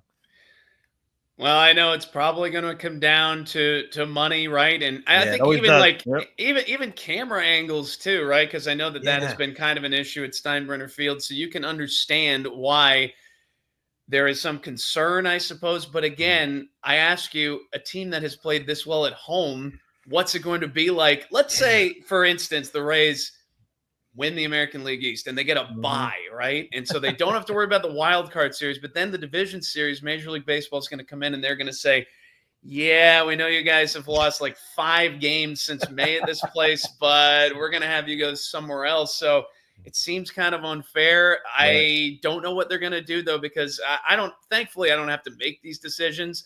But it's just, it's such an interesting thing. And now more and more people are going to start talking about it because the Rays continue to win ball games. It's been a special season. It's been a weird season, a unique season. And remember, they were not good at Steinbrenner Field for the longest time. They were like 1-11 over a 12-game stretch. But since then, I think they've lost like 3 or 4 games. So I don't know what's going to happen. Let's just get the Rays into the postseason, and the rest we'll figure it out. They always do. And Rays fans are very passionate. So wherever they may be, Steinbrenner Field, Miami, Atlanta, who knows? The Rays fans, I'm sure, will still show up in droves. No doubt about it. Chris Adams, All Rays Radio. You can call him whether you're from Myrtle Beach or if you're, if Gio's bothering you, tell him I said to leave you alone. Gio, be nice to Chris. Tell our good friend Becca Carney and the great watch parties that you guys have. You do awesome job. Thank you, my friend. I appreciate it. Go do what you got to do. You're the man. Will do, Jay. Thanks again for having me. Thanks, care. Pal. See you, man. The great Chris Adams. Well, go check him out. 95.3 WDAE AM 620 here locally. The Rays pre and post game host. What a great guy. What a great guy. I'm excited. I'm excited for the prospect of what the playoffs. I love chaos. I love uncertainty. That's why when people always say about like boxing and MMA, it's like you ruin the sanctity of the sport or some shit like that. I'm like, I don't care about any of that stuff.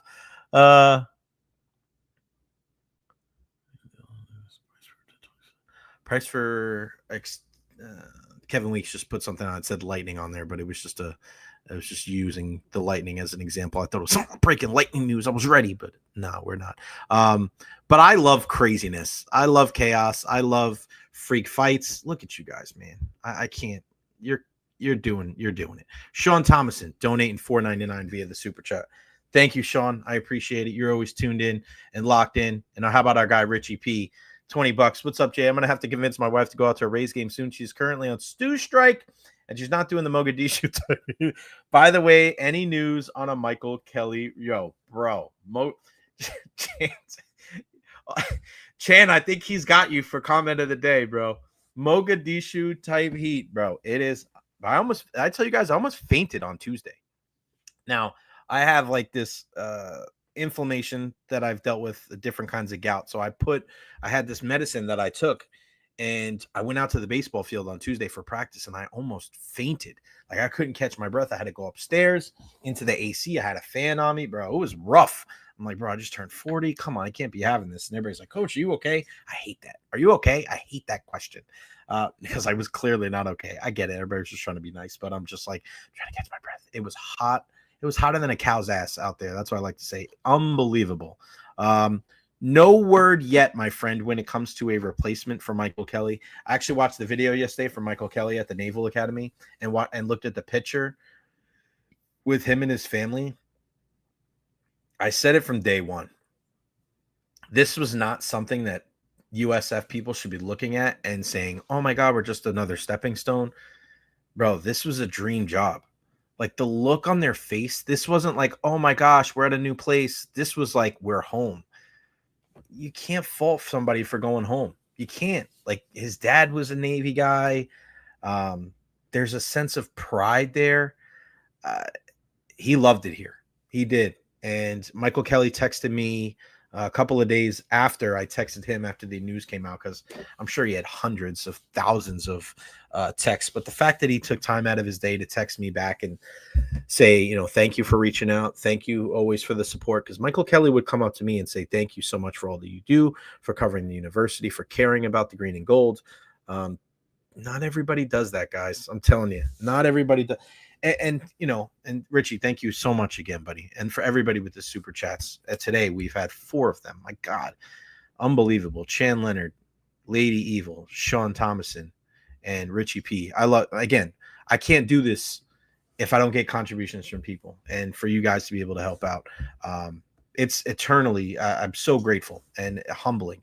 But I want you guys, and again, we started the show talking about the kid yesterday and all that stuff. Just, you never know what people are going through. But I also want to highlight something here on the show, because Richie brought it up about Michael Kelly's replacement, right? And I'll keep it up for here. So the one thing that we loved about Michael Kelly, and the one thing that we love about Amir Abdur-Rahim, and there's certain people, and guys, I get this because I'm around professional athletes and coaches and stuff like that, and then I'm around kids playing baseball. So I like to see an entire gamut of the sports world. And there's a common thread and a common theme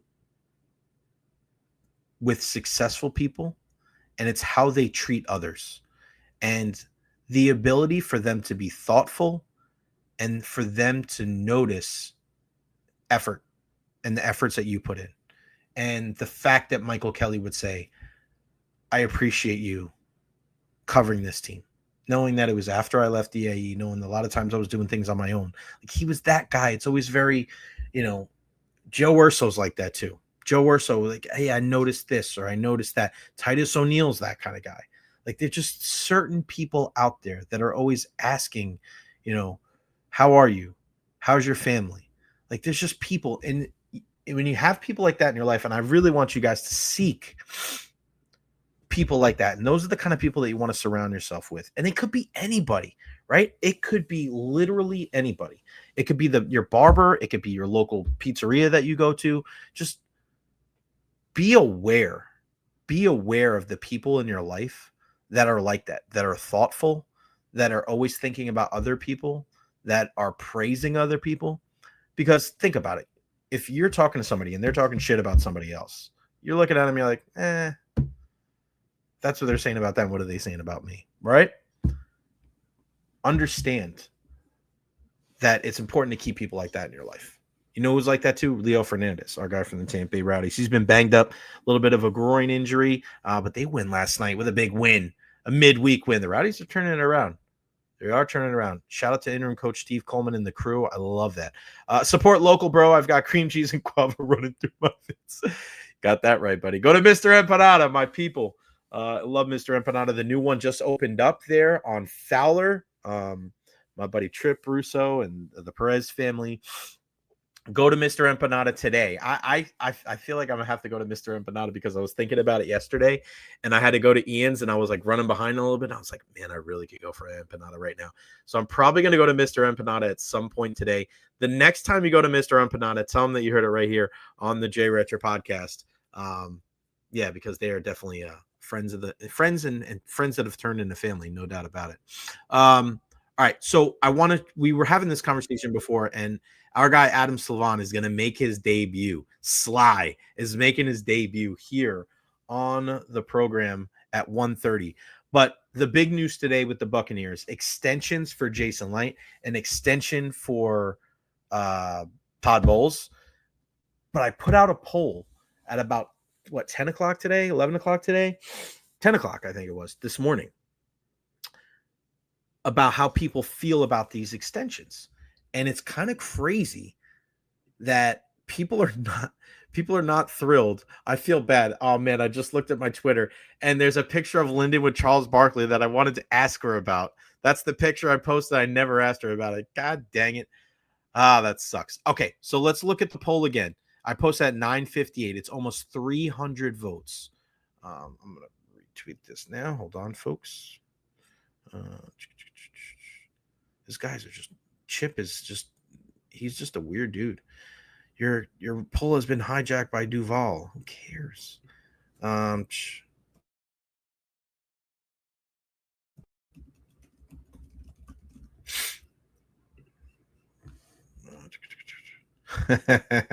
gonna give a second because I actually have something for that. And I'll explain. So when we look at this whole thing,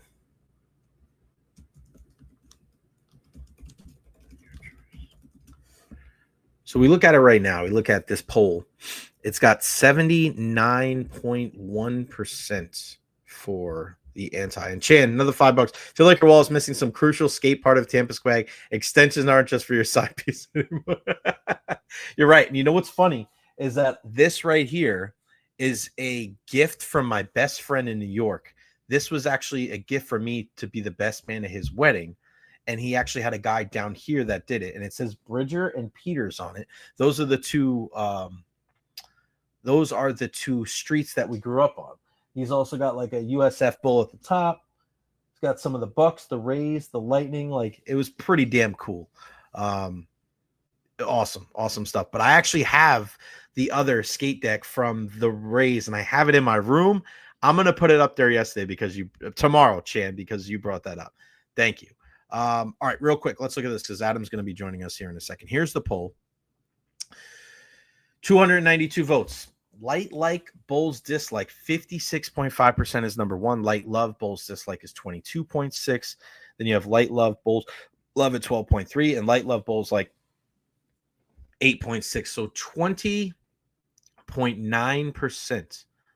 So you're looking at 79.1% of this vote. People are disliking the Todd Bowles re-signing. And I guy was saying, oh, you got taken over by Duval. If that was the case, why would you say dislike Bowles? Why wouldn't you say like? Why wouldn't you throw it off? That doesn't make much sense. There you go. Here we go. I want to get to you. First name greatest here. Not crazy. Bowles should have shown he's changed his sad pass defensive scheme and game management before being handed an extension. I understand it, but I am not a fan of it. He has a little bit, though. The game management he has shown. He's brought in somebody from Jacksonville to be able to help that out. He's changed some of his defensive guys. And I look at it, and we have to be cognizant of this, too. He mentioned this with our friends over at Pewter Report. everybody hates when they see the corners playing so far off the receivers, right? That gives us like that agita, because we remember when Mike Smith was here as the DC, you're like, holy, that was one of the hardest things to watch in the last 20 years when it comes to the Buccaneers. But you have to understand that when you don't have a pass rush with 4, you almost have to give up that stuff underneath because you don't want to get beat over the top. Whether you agree or disagree with that, that was their thought process. And they haven't been able to get home with 4 since they got rid of JPP, and Shaq obviously was not the same, towards the later end. And then they moved on from JTS, never live up to the expectations. But I think now, and I also think that it goes hand in hand with why a guy like Jamel Dean would struggle. Because when you think of Jamel, like, he's not the guy that you want turning and running with guys and making plays on the ball. That's not his strength. He's a bigger dude, just like Carlton was. Those are the guys that keep everything in front of them. Those are the guys that are better playing that press coverage, and they're able to help out in the run. They're bigger dudes. They're great in tackling in space. And then when you play off, right, and you're giving up 3 or 4 yards, it makes them look terrible, right? And then when they got to cover forever because the pass rush isn't getting home, and then they're turning and running, then they're looking even worse. Like, it's not a recipe for success, and I think that's a big reason of why they struggled, in those aspects on defense. It's crazy how the media and some fans have such low expectations. I think I have them. I want to say we went through it a couple of weeks ago. I think I had them at 11-6 or 12-5. We'll go over it again as we get closer to the beginning of the season. Richie doesn't get the hate. That's the Bucs, man. They're just going to continuously to have to show people 4 or 5. I mean, let the man live. Love the conversation right now that we're having here. 3 division titles in a row. Let's not get crazy. Yeah, you just got to see, you got to see improvement. Richie, like defense won us the Super Bowl, and like Light said, even Andy Reid had issues with game management with the Eagles, hired a game manager, and the rest is history. Yeah, I'm with that. And listen, you even see Mike Tomlin having issues with clock management. He's one of the most revered coaches in the league. And I look at Tom Coughlin, even Tom Coughlin, after he won both those Super Bowls with the Giants, dude still was having trouble with timeouts.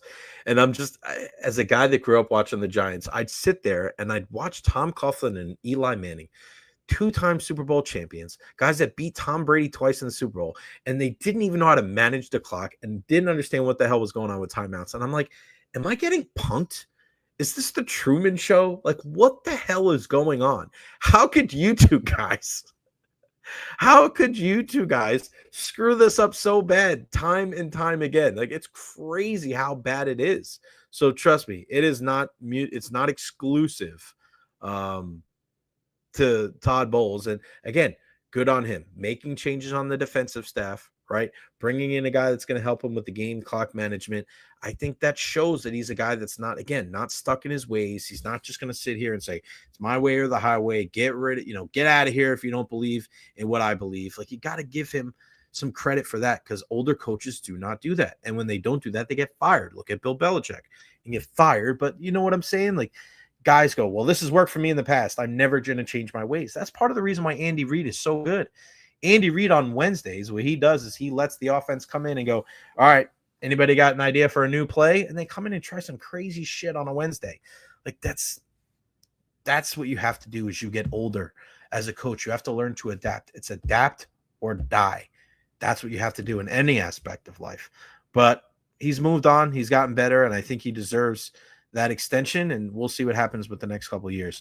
Ren, Dean doesn't miss tackles. That's why he was drafted. Bowles, after 30-plus years in coaching, finally relented on CB size because he finally realized he needed to play press man. I think also that had to do with the inability to get home with 4. I respect Bowles. I like the wins, but the inability to defend and forward fast, saving timeouts like it can be rolled over. I'm with you. And hey, Ren, and I'm glad that you said this, Ren. He was stuck in his ways for 3 decades. Right. But it doesn't mean you can't change. And he is. Now he is changing. Again, we go back to Tom Coughlin. Tom Coughlin, before that first Super Bowl win against the Patriots, this is a guy that's had success at Boston College, had success with Jacksonville. He was with the Giants for years, decades. He did it one way.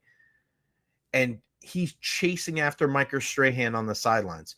Do you hear me? Do you hear me? You're not hearing me. You're not hearing me. And Michael Strahan is there about to be 0-3 in Washington against the Redskins. They're 0-2, about to be 0-3. He turns around and he goes, "You're losing your effing team. Do you hear me?" Tom Coughlin goes, "Whoa." A guy in his 60s at the time. Whoa. They come back, they win that game Monday morning. He goes, "We need to put a leadership council together. The communication between me and some of my senior players needs to improve." And then Michael Strahan, Amani Toomer, and all these different guys come in, and it completely changes that entire season. They go on, they win the Super Bowl, and that's something that I asked Michael Clayton a couple of years ago. I said, "Did you have that? Did you have that same leadership core years later when you were on the team for that second Super Bowl run?" He goes, "We sure did." And when things got out of line, he would bring me into the office and he'd say, "Mike, I need you to talk to this guy. I need you to talk to this guy." So people can change. I'm not a subscriber to, "Oh, you can't teach an old dog new tricks." I think that's just a load of crap. It's a load of crap if you ask me. All right, he's here. He's making his debut on the program. Pewter Report's own Adam Slivon on the program. Adam Slivon, what's going on, Sly? How are you? I'm doing well, Jay. Thank you for having me on. It's been a long time coming. I'm really excited. Yeah, buddy, you're making your debut here. This is a big day. It's a big day for you. So have you realized, like, people like calling you Sly? I mean, I think you should change. I don't know if your family's going to be okay with it. I don't know if you have to go to downtown Tampa, but I think if you put SLY and put like 5 Ys, Slivon, that could be the thing that really sets you apart here in the Tampa Bay area. Yeah, I remember when Scott Reynolds hired me on, he thought my last name was Slivon instead of Slivon. So he called me Sly, and ever since then it stuck. So there you go, man. I love it. All right, big news today, obviously, extensions for Jason Licht and Todd Bowles. And I put up a poll, man. Over 78% of Bucs fans are not thrilled with the extension for Todd Bowles. Really? What were your I know. What were your thoughts on the initial news when it came out and then the subsequent poll with the results there? I think the first thing that really stuck out to me, Jay, was stability. Like, that word in and of itself. I mean, the Bucs this decade have been the most stable that they've ever been throughout the 50-year franchise history. You have a head coach who every single year, the Bucs have improved their regular season record. And I think some credit should be given to Todd Bowles and especially Jason Licht. But Bowles specifically, he's 61 years old, but he's still finding ways to, like, change. The old dog learning new tricks. He hired that game manager, as you mentioned. He made defensive coaching changes that were much needed across the board. And I think Larry Footback coaching the outside linebackers, getting Mike Caldwell, somebody like Charlie Strong, I think the defense will be a lot stronger. And if it wasn't for all the injuries in the middle of the season, personnel-wise, I don't think Bowles was able to do what he wanted to do. Now you're going to start seeing that, and he has security. So I like the Bowles extension. And I think that he's going to finish his coaching career in Tampa Bay. So why do you think then, Adam, when you look at the situation where, and I brought this up the last couple of weeks, there's still some people that just aren't buying stock in Todd Bowles. And then I put out it's almost 300 people now.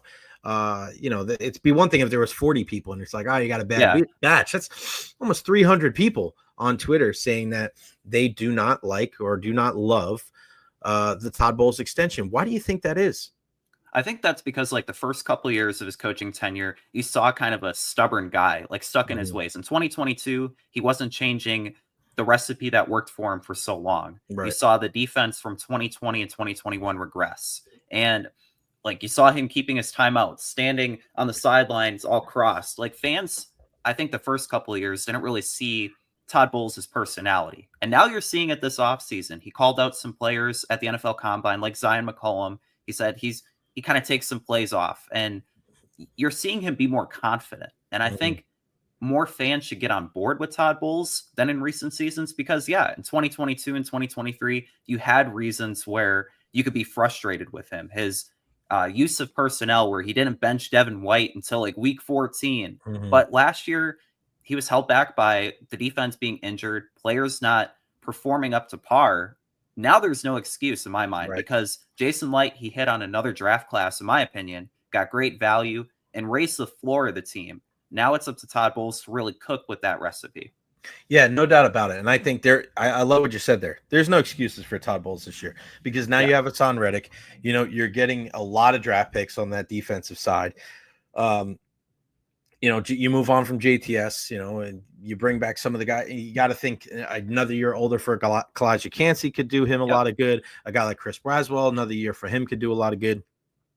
What do you make of, let's go to the defensive draft picks. Who's your favorite draft pick on the defensive side of the ball that Jason Licht selected? In my opinion, I would say Benjamin Morrison. I think with Morrison, the Bucs really got a first-round talent who was held back by injuries at Notre Dame. In 2022, he had 6 interceptions. Like, he's that kind of ball hawk, if he's healthy, that the secondary really needed. And a great compliment to Zion and Jamel in his rookie season. And then long-term, you have a starter. So I think getting him and pairing him with Jacob Parrish, who we saw out there during OTAs and minicamp, he impressed. He was already like getting pick sixes. I think you start with those two guys. And I don't think David Walker will have the kind of impact maybe year one, but man, like every single rep out there, he looks like he can dominate. Yeah, I think that they did a great job of, and I had this conversation. God, who was it with? I can't remember, but we were just talking about how defense. That's what the Buccaneers needed to focus on in the draft. And then, they go with Emeka Egbuka with their first pick. What do you expect from him in year one? Do you think he's going to slot in wide receiver 2, wide receiver 3? How does this get impacted by the Chris Godwin decision? What say you? For his like career arc, I see Emeka Egbuka kind of being like a Chris Godwin, where year one, he might get 50 catches for 700 yards. But as the years go on, as Mike Evans, he gracefully ages, Chris Godwin plays out the rest of his contract, you're going to see him kind of elevate. I think year one is wide receiver 3. And year 2, wide receiver 2, arguably. And then he can kind of be like that low end 1, high end 2. Yeah, I like that. And it just depends on how long Mike Evans is going to play, because it seems like Mike's not going to stop. What are your thoughts? I know a lot of different people have their druthers on Chris Godwin. Where's your level of concern when it comes to him being ready for week 1, and what kind of factor he'll be in the 2025 regular season? Yeah, when I look at Godwin's timetable for injury, you kind of look at cornerback Bryce Hall on the team. In week 1 against the Commanders, he suffered a dislocated ankle and a fractured fibula, but back in April, he was running full speed. So for me, when I look at Chris Godwin, I think why not next month in training camp?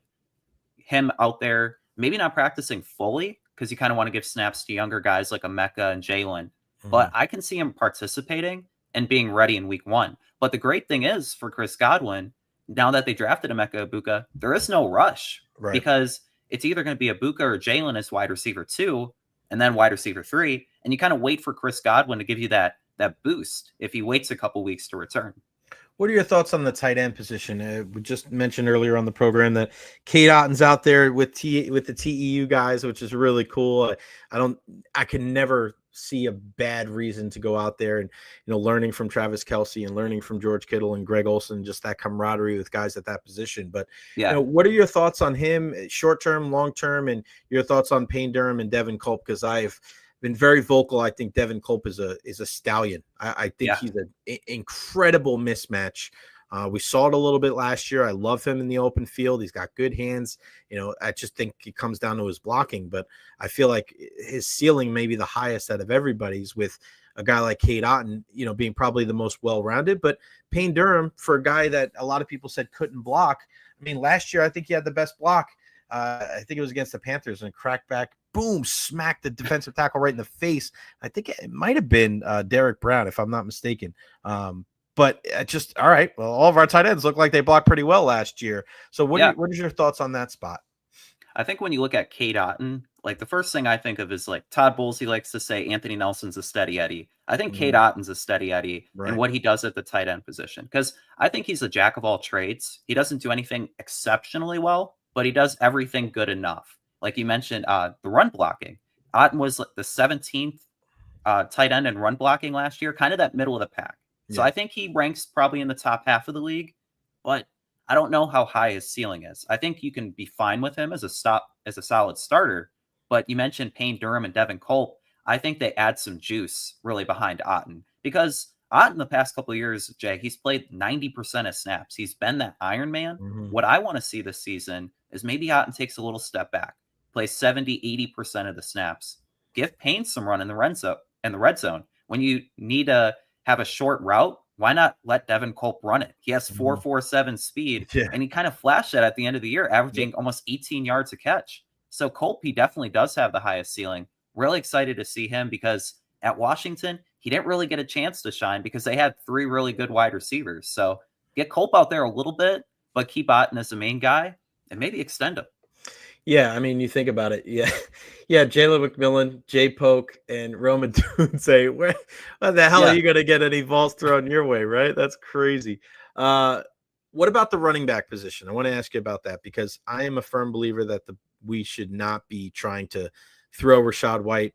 Don't throw the baby out with the bathwater because as I think he's a guy that could have an underrated good season. I am a little concerned, and I know I'm not trying to speak this negatively into existence, but in his rookie year, Bucky Irving had 3 different injuries. He's not the biggest guy. He runs hard as hell. I think it's very important that the Buccaneers are conscientious of not putting too much on his plate, especially early on in the season. And that means relying on Rachaad a little bit, especially in those third downs, especially on those second, third, or fourth drives of the game. Because we know that he's consistent. We know we can block, and we know we can catch the ball out of the backfield. What say you about the running back position?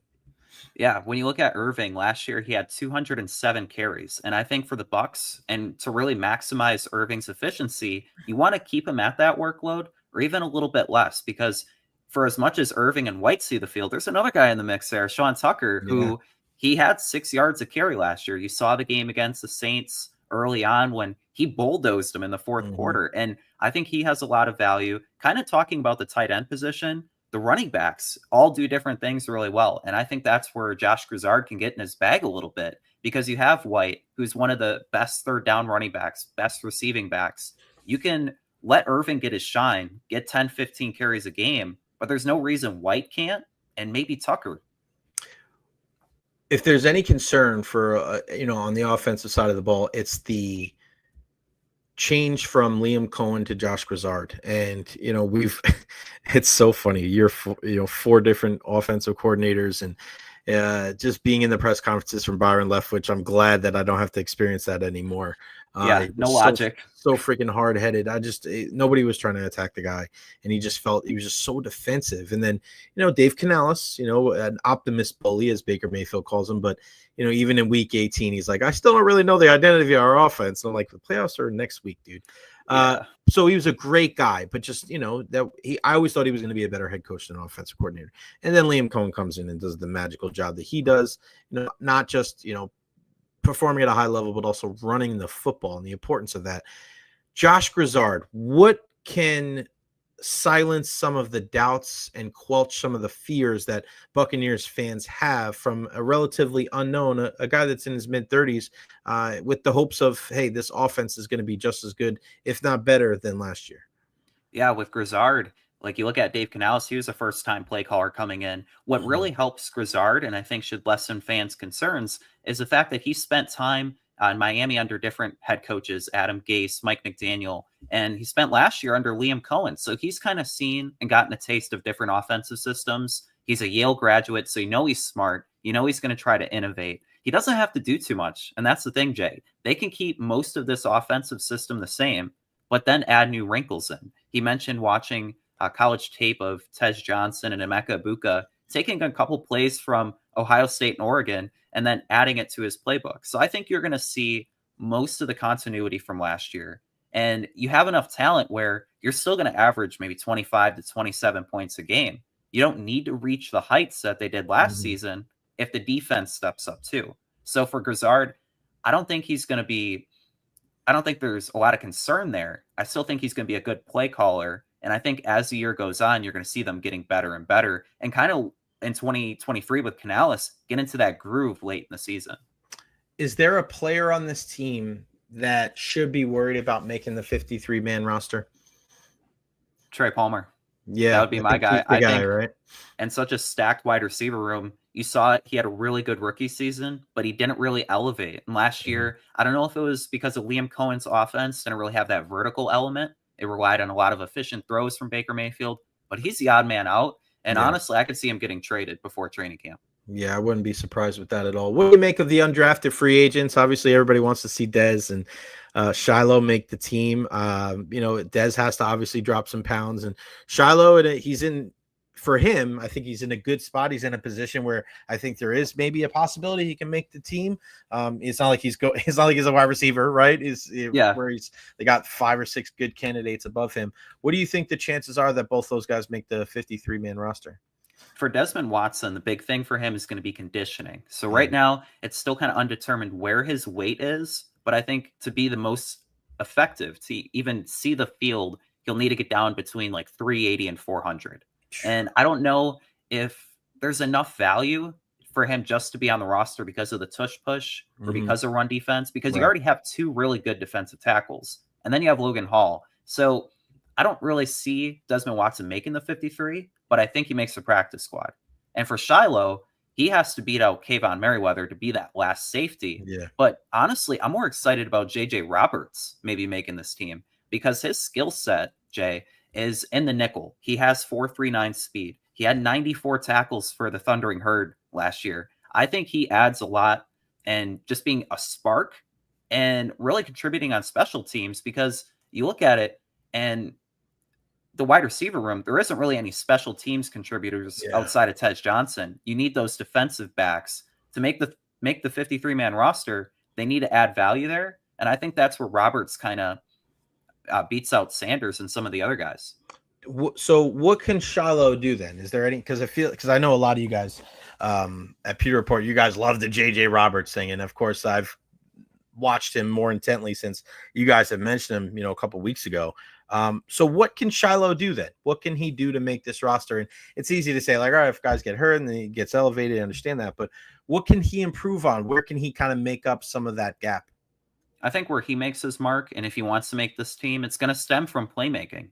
Yeah. For the Colorado Buffaloes, I think there was one year he had like 4 forced fumbles. He had a pick 6 for like 80 yards. If he does something like that and he really shows that he can be a playmaker throughout the preseason, I think that's how he would make the team. Otherwise, I still think he's raw enough where he'd be a practice squad player, develop behind the scenes, and then maybe make the team going forward. Do you think he'd stay on the practice squad or go to try to play for somebody else? Play for somebody else. Right. I think he has enough buzz that and I think maybe he's the talented. Browns. I think he's talented. Yeah, the Browns, right? The Browns, he goes and plays with his brother, and they did that for the last few years. I could see that. I think somebody will take him just because of his name recognition. Before I let you go, your thoughts on kind of Baker Mayfield and going forward and what kind of season that he can have and kind of where you think he ranks amongst the greats in the game right now. Yeah, I have to completely disagree with what the national media has to say about Baker Mayfield. They're like, he's not a top 10 quarterback. Justin Herbert's the 5th ranked quarterback. It's crazy, man. It does not make any sense. That's wild. And in my mind, he's like the 6th to 8th best quarterback in football. He's coming off a really good season, Jay, where he was not only efficient, but he had 41 touchdown passes, even sprinkled in a couple rushing touchdowns, showed off his wheels a little bit. I think that he's going to be in store for an even better season because the supporting cast around him, going back to talking about Todd Bowles and Jason Light being extended, Light has given him all the toys that he needs on offense. He has an elite running game, an elite offensive line, and a wide receiver room that added 2 wide receivers to Mike Evans and Chris Godwin. Like, that's ridiculous. If it wasn't for such a good running game, he could probably throw for 5,000 yards. So I think Baker's going to have a great year, and then he's going to get a bag maybe sooner rather than later. Adam Slivon of Pewter Report. Adam lives on. Follow him on all social media platforms. This has been fun, buddy. First time won't be the last, my friend. Thank you so much. Have a great weekend. Talk soon. Yep. Talk soon. Have a great weekend. All right, buddy. Good stuff, man. I tell you what, if Pewter Report brings you on, brother, you definitely know your stuff, and Adam certainly does. So glad that we get Adam to the crew, Adam to the family here on the Recher podcast. And I wanted to get to Tim Word in the house. What's up, buddy? Shiloh is making the team over Roberts. I mean, I've heard a lot of people talk about JJ Roberts. I like Shiloh. I do. I like what he's about. I think I want to see playmakers. I like guys that are kind of upset the apple cart and be able to do some things that this team really needs them to do. This team needs, that's why even if the Buccaneers offense takes a little bit of a step back, just like Adam said there, if the defense could just get to the passer a little bit, if they can come away with some takeaways, I mean, they're just going to be exponentially better than last year. And they won the division. So, and the schedule, I think, is a little bit easier than last year, too. They don't have that murderer's row in the middle of the year like they had the last 2 seasons. I'm very bullish. That's an Ira Kaufman word. I'm very bullish on the Tampa Bay Buccaneers this year. I just look at it for what it is. I think I've called their record like within a game the last 5 years. So I think that they're going to be a really good team. Really good team. I cannot wait to see what the season brings us here on the program. But we have about 3 minutes left here on the program, and we'll give you the final poll results. Any breaking news around the sports world? Let's see. NHL and the NHLPA, close to a 4-year CBA extension. That's good. Bobby Witt Jr. again to play for the Team USA in the 2026 World Baseball Classic. Cristiano Ronaldo signs a new deal to extend his stay in Saudi Arabia with Al Nassr. The Dallas Stars keep their captain Jamie Benn, over $3 million in incentives. And the NHL and the NHLPA launch World Cup 2020 host process. And I know somebody actually hit me up today wondering if Tampa could be a viable option for that. You never know. You never know. But we are getting closer to the NBA draft. Last night, Cooper Flagg goes number 1 overall. So not much of a big surprise there. Let's see what everybody else is saying. Rick Stroud, Tom Krasnicki, social media recap. The NFC. That's pretty cool, man. The Buccaneers communications putting out some nice words from what everybody is saying about the extensions. Yeah. So there you go. All right, let's get to the breaking news. Breaking news. Jay Recher rocks. Thank you. Eric Moreno. Jay, question is tougher to bring happiness or acceptance after a loss of someone you love. Yeah, brother. Probably acceptance, buddy, because everybody grieves in their own way, and we're sorry for the loss of your dad. We appreciate you coming on. Thank you very much for the super chat. I think it's just everybody grieves in their own way, man, and grief is not ever judged by a timetable, right? You can't ever say it's going to take me 3 days, 3 months, 3 weeks, 3 years to get over something, or to be able to. Sometimes you don't ever get over it, and I think that's okay. You have to learn how to live with it. And you remember that the person that you lost is not going to want you to be depressed and be upset and live your life in a way where you're not trying to live your life to the fullest and being a better person every day because you're worried about them. So I think you celebrate their life. I love celebrations of life, right? Find different ways to be able to go out there and to be able to make a positive impact on yourself, on the people around you, your community. I think that is, in essence, what your loved ones want you to do. And especially when they leave this earth, again, I'm sure they would want you to remember them, but I don't know if they would want their existence to weigh on you, right? I think that's something to certainly be cognizant of. But yeah, shouting out you, my friend. Shiloh isn't a ball hawk, can't tackle or cover, good communicator, but that said, he'll be lucky to make the practice squad. We'll see. Someone said 4 months is enough. Then I'm like, his birthday, then Father's Day. Actually did good on Father's Day. First one without my dad. That's what we did. I'm with you, buddy. And that's why I don't agree. 4 months is enough. You just don't know, man. You don't know. It's different for everybody. It is different for everybody. So don't ever feel bad. I always think it's good to let those emotions out. If you need to cry, if you need to talk, like, go do all that, man. Don't hold it in. Let all that shit out, because it lives with you. But it's how you make it live with you, right? You honor those people that aren't here with you. I mean, this is why I have this chain here, right here. People ask me what this chain is. This is for my son that did not make it. He did not make it with us. Julius, who was, we announced that he was coming the Tuesday. We went out to eat, and then by Thursday we had an emergency surgery. If we didn't have surgery, then my girlfriend at the time, she would have died if we didn't have the surgery. And it's something that to this day, it lives with me, right? And we were able to get him out, and he was like this big, and he was, a little human being with little fingers. And, I held him, even though he was gone. But he was there with me, and we watched Manchester United against Barcelona.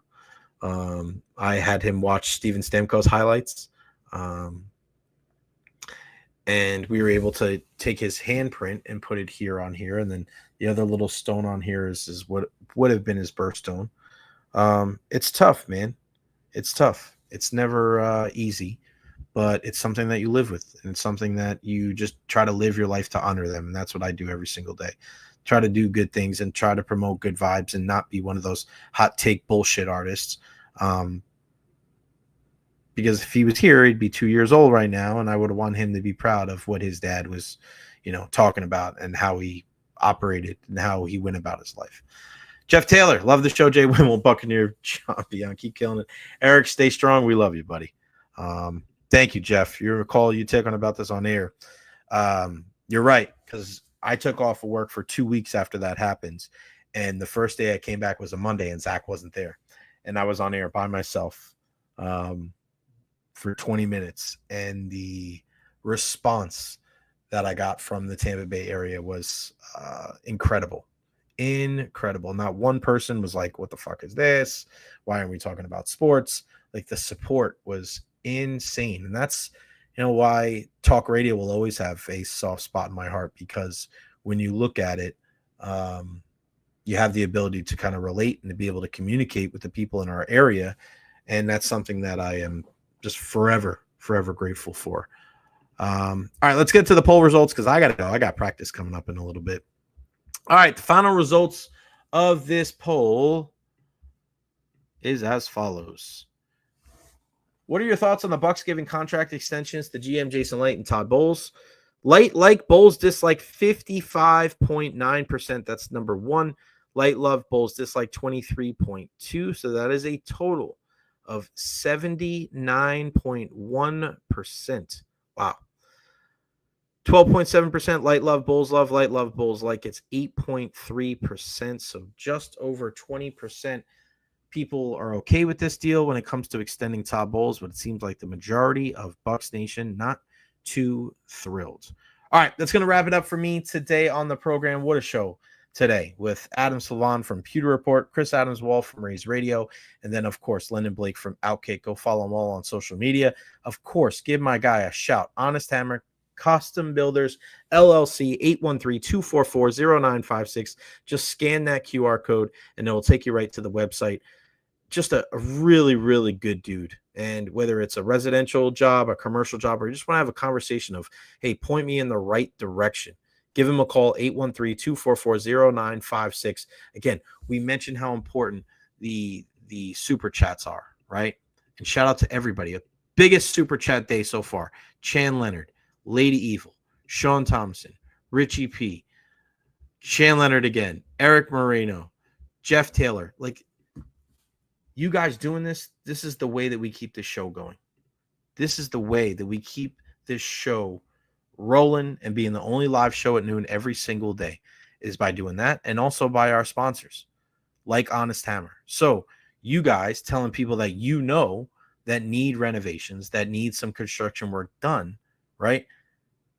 Give them Honest Hammer's number, because if they go, hey, I heard it from my friend, they heard it from the J Recher podcast, like, you need a return on your investment, right? Like, this is money that he spends to be a partner on the show. We got to be able to help him out by giving him good business. So if you can help out, that would be huge. And shout out to First Name Graded. Big ups to everything you're going through. Take care. Your mental health matters. Honor them by killing that life. Very well said. Very, very well said. All right. Follow me. Social media, Facebook, YouTube, Twitter, Twitch, TikTok, Instagram, all that jazz. Like and subscribe on YouTube as well. Great stuff to everybody. Show again tomorrow. We'll have a couple of guests. I got a couple of irons in the fire. It's crazy. The schedule was going to be easy for Thursday and Friday, and then the last 24 hours, it just went bonkers. It went crazy. So just bear with me. Everything's going to be a lot of fun, but I thoroughly enjoy doing this, and I couldn't do it without you. I love the interaction. A great interactive day here on the program, and we'll be back tomorrow at noon right here on the Jay Recher podcast. I am gone.